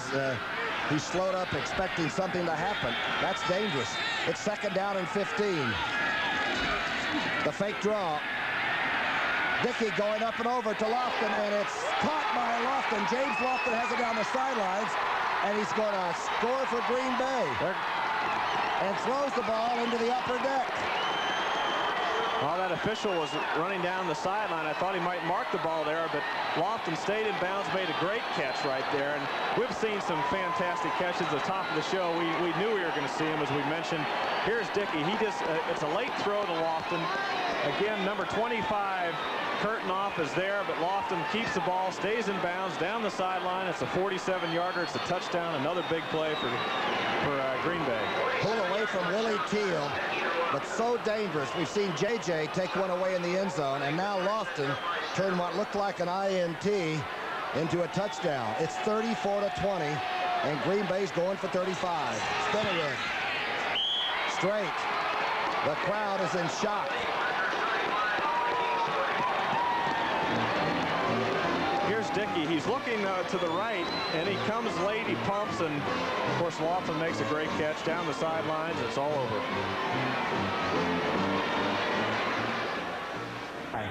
Here's Spinnerud. Green Bay scoring their highest total of the season, 35 points. A very short kick high, almost into the wedge. Payton takes it at the 17-yard line and gets to the 30-yard line. Green Bay comes in having beaten the New York Giants twice, Seattle once, and the Chicago Bears twice. A tie, St. Louis and New England in the fourth period, 20-all. I guess Minnesota gets spoiled with that lead. Happened against Atlanta, and today they're 14-0. You start wondering if it was going to be a blowout with Minnesota and Zappo. Here's New Orleans, a big score also for that wild card chase, beating Tampa Bay. Tampa Bay is still in the running. Detroit's sitting back there, very fat and happy right now. Kramer unloads it to Ted Brown in the flat. Gets to the 35 or 36-yard line. McCoy rides him out. 15 points. Catch-up time. Vikes have had some problems. They've won a lot of games late with Kramer at the controls, but sometimes they might take that for granted. Yeah, you just wonder, well, we can always pull it out, but that just doesn't happen that way, especially when you have a lead like they've had. They also have mentioned they haven't been able to put teams away all year, so that works against you, and today it's really worked against them. A trips right formation. Kramer obviously back to throw, going across, hits Brown again, and he is tackled at the 42-yard line. Mike Douglas really making sure, but it's a first down. One thing you want to be as a quarterback, though, is not in a state of panic with almost 12 minutes left. You do have to be careful and not try to go for it all at once, I suppose, huh? Well, that extra point's that's a big point. They're within, of course, 2 touchdowns and now a field goal to do it instead of just 2 touchdowns to tie it. And that extra point is a mistake, and also the roughing the punter. 2 critical mistakes by the Vikings, and uncharacteristic. A 4-man rush. They almost get to it. Rashad catches it, but he may be out of bounds. Right into the Green Bay bench. Mark Lee in hot pursuit. Incomplete.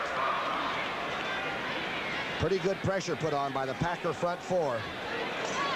There's the ball. It's thrown out in front nicely, but the field isn't wide enough. He gets one down, but you've got to get both.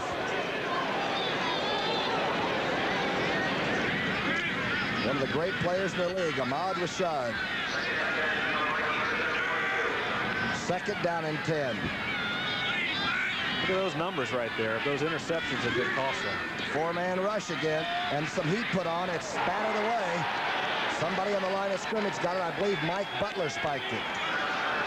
Does that really depress you as a quarterback to have the ball batted back into your face? Is that one of the worst? Well, it is. It's frustrating, especially if you have a receiver wide open. Tommy's had his moments today, and he's been frustrated time and time again. He's had the interception before the half, and right there he looked like he had Ted Brown open. It was either Casey Merrill, 78, or Butler, but they both got penetration. In your face, as they say. It's third down and 10. Kramer, he's got Brown out to the right side, but he's going over, and overthrows the shot at the 35-yard line. The Packers have held again. Estes Hood there. Boy, he had Rashad open, too. Kramer's sure upset with himself on that one. Were you ever booed at all at Texas Stadium when things, went bad temporarily? Sure was. Were you really? If any quarterback's ever played the game, he hasn't been booed at one time or the other. A couple of people started to boo Kramer then, and that is hard to believe. Because I guess Wyatt Earp wasn't popular all the time. Coleman will be kicking from about the 33, and he's going for the right side, away from everybody. Nixon can't get to it. It's going to go into the end zone. Green Bay will have the ball at the 20-yard line. It has not been a good 3 quarters. for the Minnesota Vikings. They trail 35-20 in 78. And I'll bet you Dickey's going to go for more. Handoff to Ellis.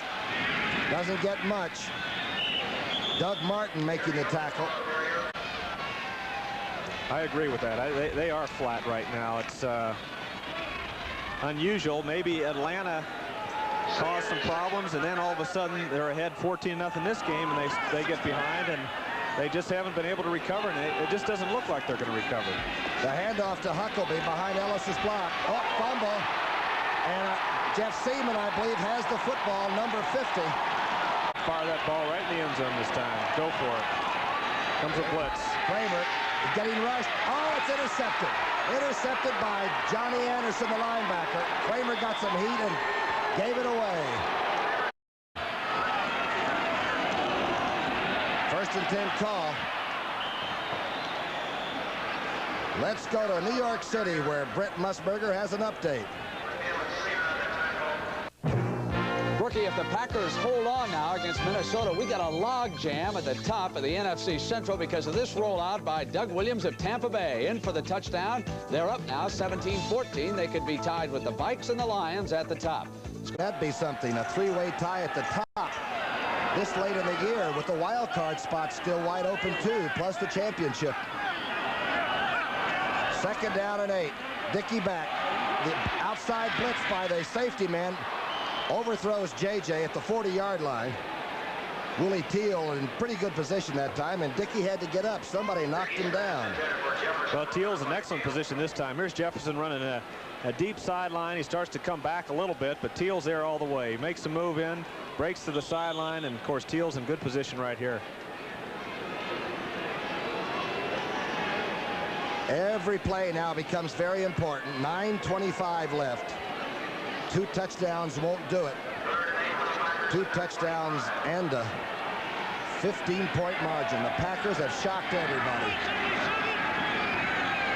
except themselves. Dickey, the quick draw play to Ellis. Ellis can't get away from Duck White, but he does and stays on his feet to the 30-yard line. Hannon finally making the tackle. Ellis just would not quit on that run. Stakowicz comes on. It's short of the first down. Well, I like that second play. They went for it. They went to throw the ball. I would like to see them go for it again, not get too conservative. But again, the Ellis has been running well, and Minnesota's looking for the pass, and he almost got it, but he was a couple yards short. Stakowicz, they came for him last time and got roughing the kicker. Eddie Payton's waiting for the punt on the Viking 25. Here's the snap. Steps over. Pretty good punt. Payton at the 26-yard line makes a good move and now is trapped. Good coverage by Green Bay. Kramer comes back out, and the offense loaded with new plays. 8:32 left. 30 for CBS and NFL football. First and 10 for Tommy Kramer. The ball is on the 33. Being rushed. Gets it to Tony Galbraith, who's in the game for the first time. The big fella out of Missouri, obtained from New Orleans for a number 3 choice, and it's hurry-up offense. Already it's a hurry-up time. Well, they've got to hurry up. They need more than 2 touchdowns. 9-yard pickup on the first one. Kramer firing to Censor, who has it in Green Bay territory. Let's see where they spot it. They're going to spot it at the 49. Mark Lee straightening the tight end up. You know, the Super Bowl this year is in the Silverdome in Detroit, but there's going to be some pretty big games before that Super Bowl in Detroit. Detroit has a chance to, of course, they go to Green Bay next week, and then they play in the Silverdome, Minnesota and Tampa Bay, the last 2 games of the year. In their own ballpark. Their own ballpark. So it's all in their hands if Green Bay beats Minnesota. And it all ends up on CBS, the Super Bowl. First and 10 on the 49. Kramer quickly back now. Outside. Oh, he's hit at the 35 or 36-yard line. Sammy White makes the catch. He's drilled by number 37. Immediately, that's Mark Murphy. Good throw by Kramer. Good solid throw by Kramer. A hurry-up offense now, 7:19 on the clock. Well, they've been moving the ball all day. It's just that mistake that's killed them. A mistake here, a mistake there, an interception. Offsides by Green Bay, it looked like. Four-man rush by the Green Bay line. Spencer makes his 11th catch of the afternoon. Mike Douglas tackling him. What a day for a tight end.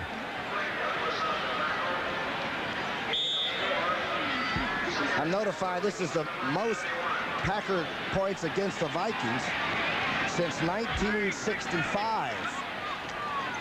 Kramer setting up, being rushed. He's not going to run. He's going to the right flat. And Galbraith has it. He's got a lot of room to run. Galbraith gets to the 13-yard line. Murphy's knocking him out there. What a throw by Kramer. That was. He saw Galbraith. He knew where he was out of the corner of his eye. He didn't want to go to him originally. Then all of a sudden he just whipped it out there. Galbraith makes a nice move once he catches the ball to the outside and gets away from number 53 that time, Mike Douglas. A big run. The guy's a 223 or 4 pounder. He's got good speed and looks like he's really got his attitude straightened away. The Vikings now driving, 6:39 left in the fourth period. They got to get points. Kramer moving, hits. That's Galbraith again, inside the 10-yard line. Douglas again making that tackle. These guys got to be in shape for this offense, don't they? Kramer seems to like it. That way he can get off 50 passes in the afternoon. Start the 2-minute period with 10 minutes to go. Second down 5. Kramer back quickly. Oh, it's spiked and knocked away by, I believe that was Richard Turner.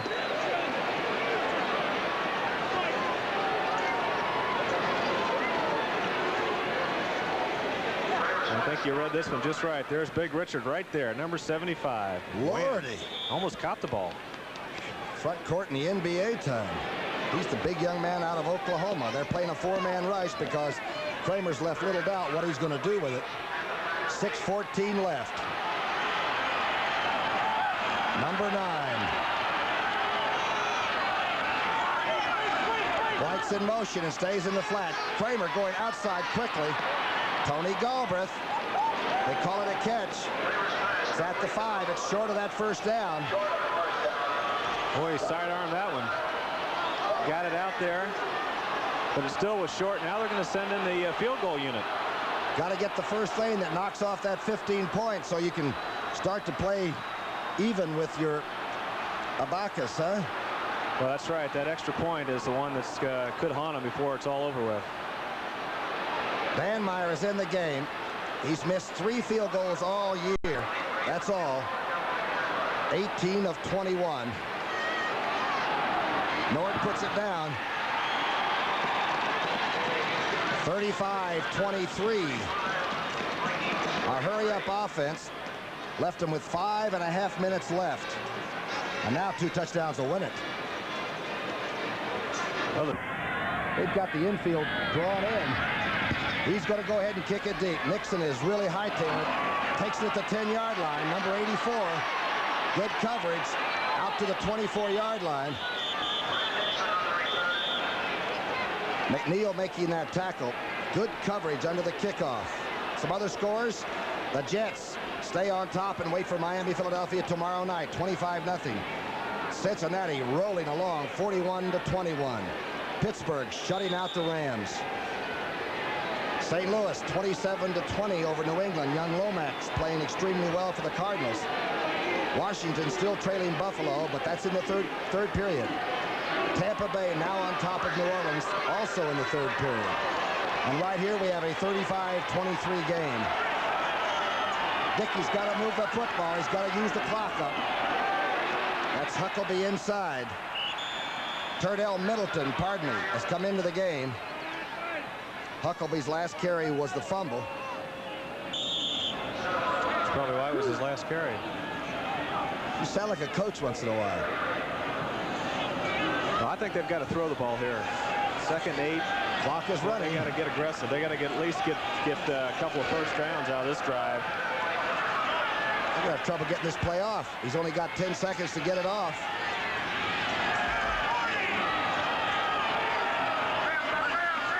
Inside trap play from the outside by the win. Gary Ellis coming out to the 35, and I believe he has the first down. That's a big run right there. Gary Lewis was in the game as a short wing. They had two wide receivers, Gary Lewis and Kaufman, and Lewis went in motion and cracked down in the middle. Got a good block here on the man over center, and of course that helped. You think young Hipple and those people up in Detroit right now are getting close to the television set? I would think they would want to be, and they Monty Clark, you think he's a little bit? They're not out hunting or doing something else. They got to be watching this one. First down call, a big first down. Ooh, in the backfield. Tredell Middleton rolls away. There's a holding flag penalty on the play. That's Ellis. Pardon me, number 31 carrying. The flag is thrown back in where the backfield started from. Larry McCarron has got a guilty look on his face. Offensive holding, huh? Well, you see those linemen, you got to pick out the guy that kind of bobs his head a little bit. And that was Larry, but I'm guessing. I don't want to give it to Larry if he doesn't deserve it. One time that we make the lineman very famous. Holding, number 69, offense, first down. Would you like to give credit? That was not Larry, that was Leotis. Leotis Harris. How you can pick out holding, well, you have to be a great official to be able to spot it. Well, they go to holding school in the offseason. There is probably a school for that. Yep. First and 20. Yep. 3:55 on the clock. A 12-point lead. Here's the draw play. Tardell Middleton gets outside to the 35. Got 10 of it back. McNeil making the tackle. Boy, he did get outside that time, and they're in a three-man front right now. Minnesota, and they're blitzing their linebackers, but here's the move to get outside of Seaman, and of course the end that time was Doug Martin came down, but he got outside of Seaman. That's a big run. He got 10 yards back. Minnesota burned one of their timeouts. 3:37 on the clock. 35-23. There's Bratkowski, old Zeke, Bart Starr's neighbor and assistant coach. Don't forget, coming up next, the Giants 6-6 against the San Francisco 49ers. The 49ers win, it's all over. If the Giants win, they're still very much in the chase for that wild card. There's Dickey talking to a couple of pretty good quarterbacks there, Starr and Bratkowski. That's for sure. I think Bart this year is, there's an air about this team. It hasn't had all the success that it wanted to have this year. They've lost a couple of close games, but there's something there. There's a foundation there. There's a growth pattern, and all of a sudden to have to start from scratch again, I think would be a big mistake in Green Bay. They've had disappointments. They've had them for quite a few years, but there is around the league too. When you watch this team, there's an air of solidness. There's a foundation. There's some people that can make things happen, and you add a few more people to that, and you stay away from injuries, they could be in the thick of it next year. Their big rookie is in there right now, number 81, Gary Lewis, out of Texas Arlington, is 6'5". He's usually a blocking type person, isn't he? They like Gary Lewis. He was a number 2 draft choice, and they think he's got a bright future. Green Bay's rushed for 116 yards on 36 carries. It's a pretty good offensive afternoon on the ground. Second down and 10 on the 35. Here's the power play to the right. Ellis is hitting the backfield and dropped. Number 89, Kenny Sanders. Defensive lineman made some kind of a shot across that scrimmage line. Jeez, I tell you. He went down faster than the stock market right there, man. Bam. On his hands and knees. Wow. Faster than the stock market. You have a crazy way of saying things. I wish it was faster than interest rates. Third down and 15. A little over 3 minutes left. Remember, the Vikings only have 2 timeouts now. They used one. They burned it. Big play here. Inside trap play. Ellis gets 3 or 4 piled up there. Hannon, McNeil. I didn't like that play. Brings out the young kicker. There's your time left. 35-23. And remember, the Vikings came out and scored 2 in a 5, Bloomington, Minnesota. Bud Grant senses victory with a 4-point lead over Dallas. The Cowboys are down to their last play from scrimmage. But that man is Roger Staubach. And that pass known today as the Hail Mary, is complete to Drew Pearson. Dallas wins 17-14. I know how tough that is. It's tough in the ring, too. You were in those fights, or you were doing this? Second down and 6. 1:59 on the clock. Kramer needing points badly. He's got a wide-open receiver, Ahmad Rashad, and he gets out of bounds at the 21. 1:52 on the clock. Mike McCoy forced him out. Rashad was wide open. Well, he was right in between that seam of the cornerback McCoy coming up and the safety Harvey back, and there was a man short to take McCoy, and he just put the ball. See, Galbraith, number 32, kind of tied up McCoy, and Rashad got behind McCoy and in front of Harvey, and it's a open area, a good seam, a good route, and a fine throw by Kramer. The clouds are rolling in, and it's getting cold. Some people have given up on the Vikings, but their offense hasn't. They're still out there and humming. Drop back. Kramer getting rushed. Goes to the outside. Sammy White to the 7-yard line. A beautiful throw under a lot of pressure. Well, you know, that's what happened on the second time now. The Green Bay changed up their defense, and over on that side, the cornerback, Mark Lee, ran with the wide receiver and gave Sammy White on the inside man-to-man defense on Estes Hood, and he just drilled the ball out there man-to-man. Good move by White. He made an inside fake and broke back to the outside, and Kramer knew he was man-to-man on Hood, and it was a good play. Nice throw by Kramer. Remember, Kramer has won 7 football games for the Vikings in his short career inside the last 2 minutes. But he's got a lot of points to get this time. 1:48 left. First and go. He's jacking. Go to the right side. LeCount can't hang on at the 3. He's double covered. That's really good he dropped that ball, actually, because they would have had to get up there and cost them a lot of time. Now they're going to get another shot at it, and the clock stopped. Do you really like to see a receiver drop the ball? I've never seen a quarterback that would admit that. Well, in that case right there, he only had 2 or 3 yards. What Kramer did, he pumped over the left side, and they were on Rashad. Or was that LeCount? That was LeCount on the right side, and really he wouldn't have gained anything. So now he's got another shot, and he saved a few seconds. He's got 11 seconds to get the playoff. 1:44 on the clock. He needs 12 points. Sammy White in motion.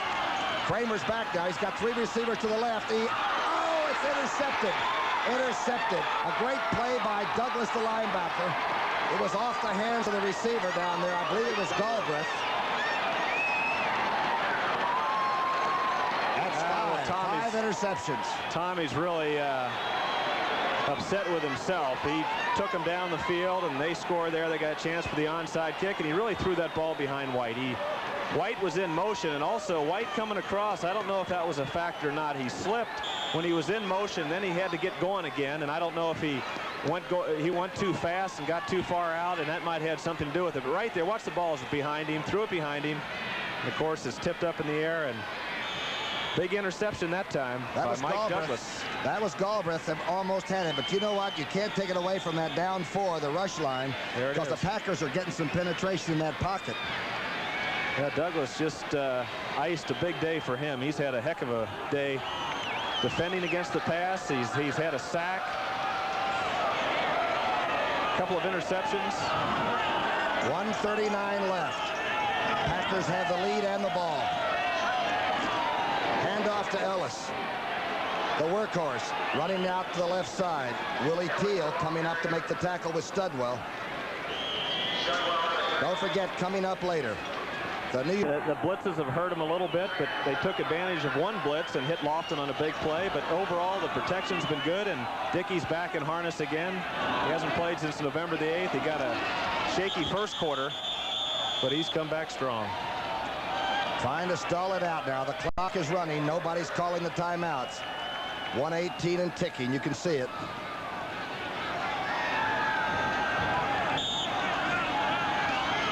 Packers have rolled in here with nothing much going for them except the fact that their coach needs it and they need it for their program, and they're playing away from home. Nothing like going to the other guy's ball yard and winning. 35-23. They were down 14-0 and then scored 21 straight points. Tight formation. Protect the quarterback and hit the deck. I tell you, I bet BART STARR down deep Would love to go to training camp next year with Jefferson and Lofton and Kaufman and Gary Ellis and Huckleby, and maybe get Eddie Lee Ivory back and Jolly and Gray, and this pack can do something in that Central Division. Don't forget, Minnesota has Chicago in Chicago, Detroit in the Silverdome, and Kansas City here. A good defensive play. The Vikes might be in some trouble. Bart Starr and Bud Grant. Bart Starr's a happy man right now.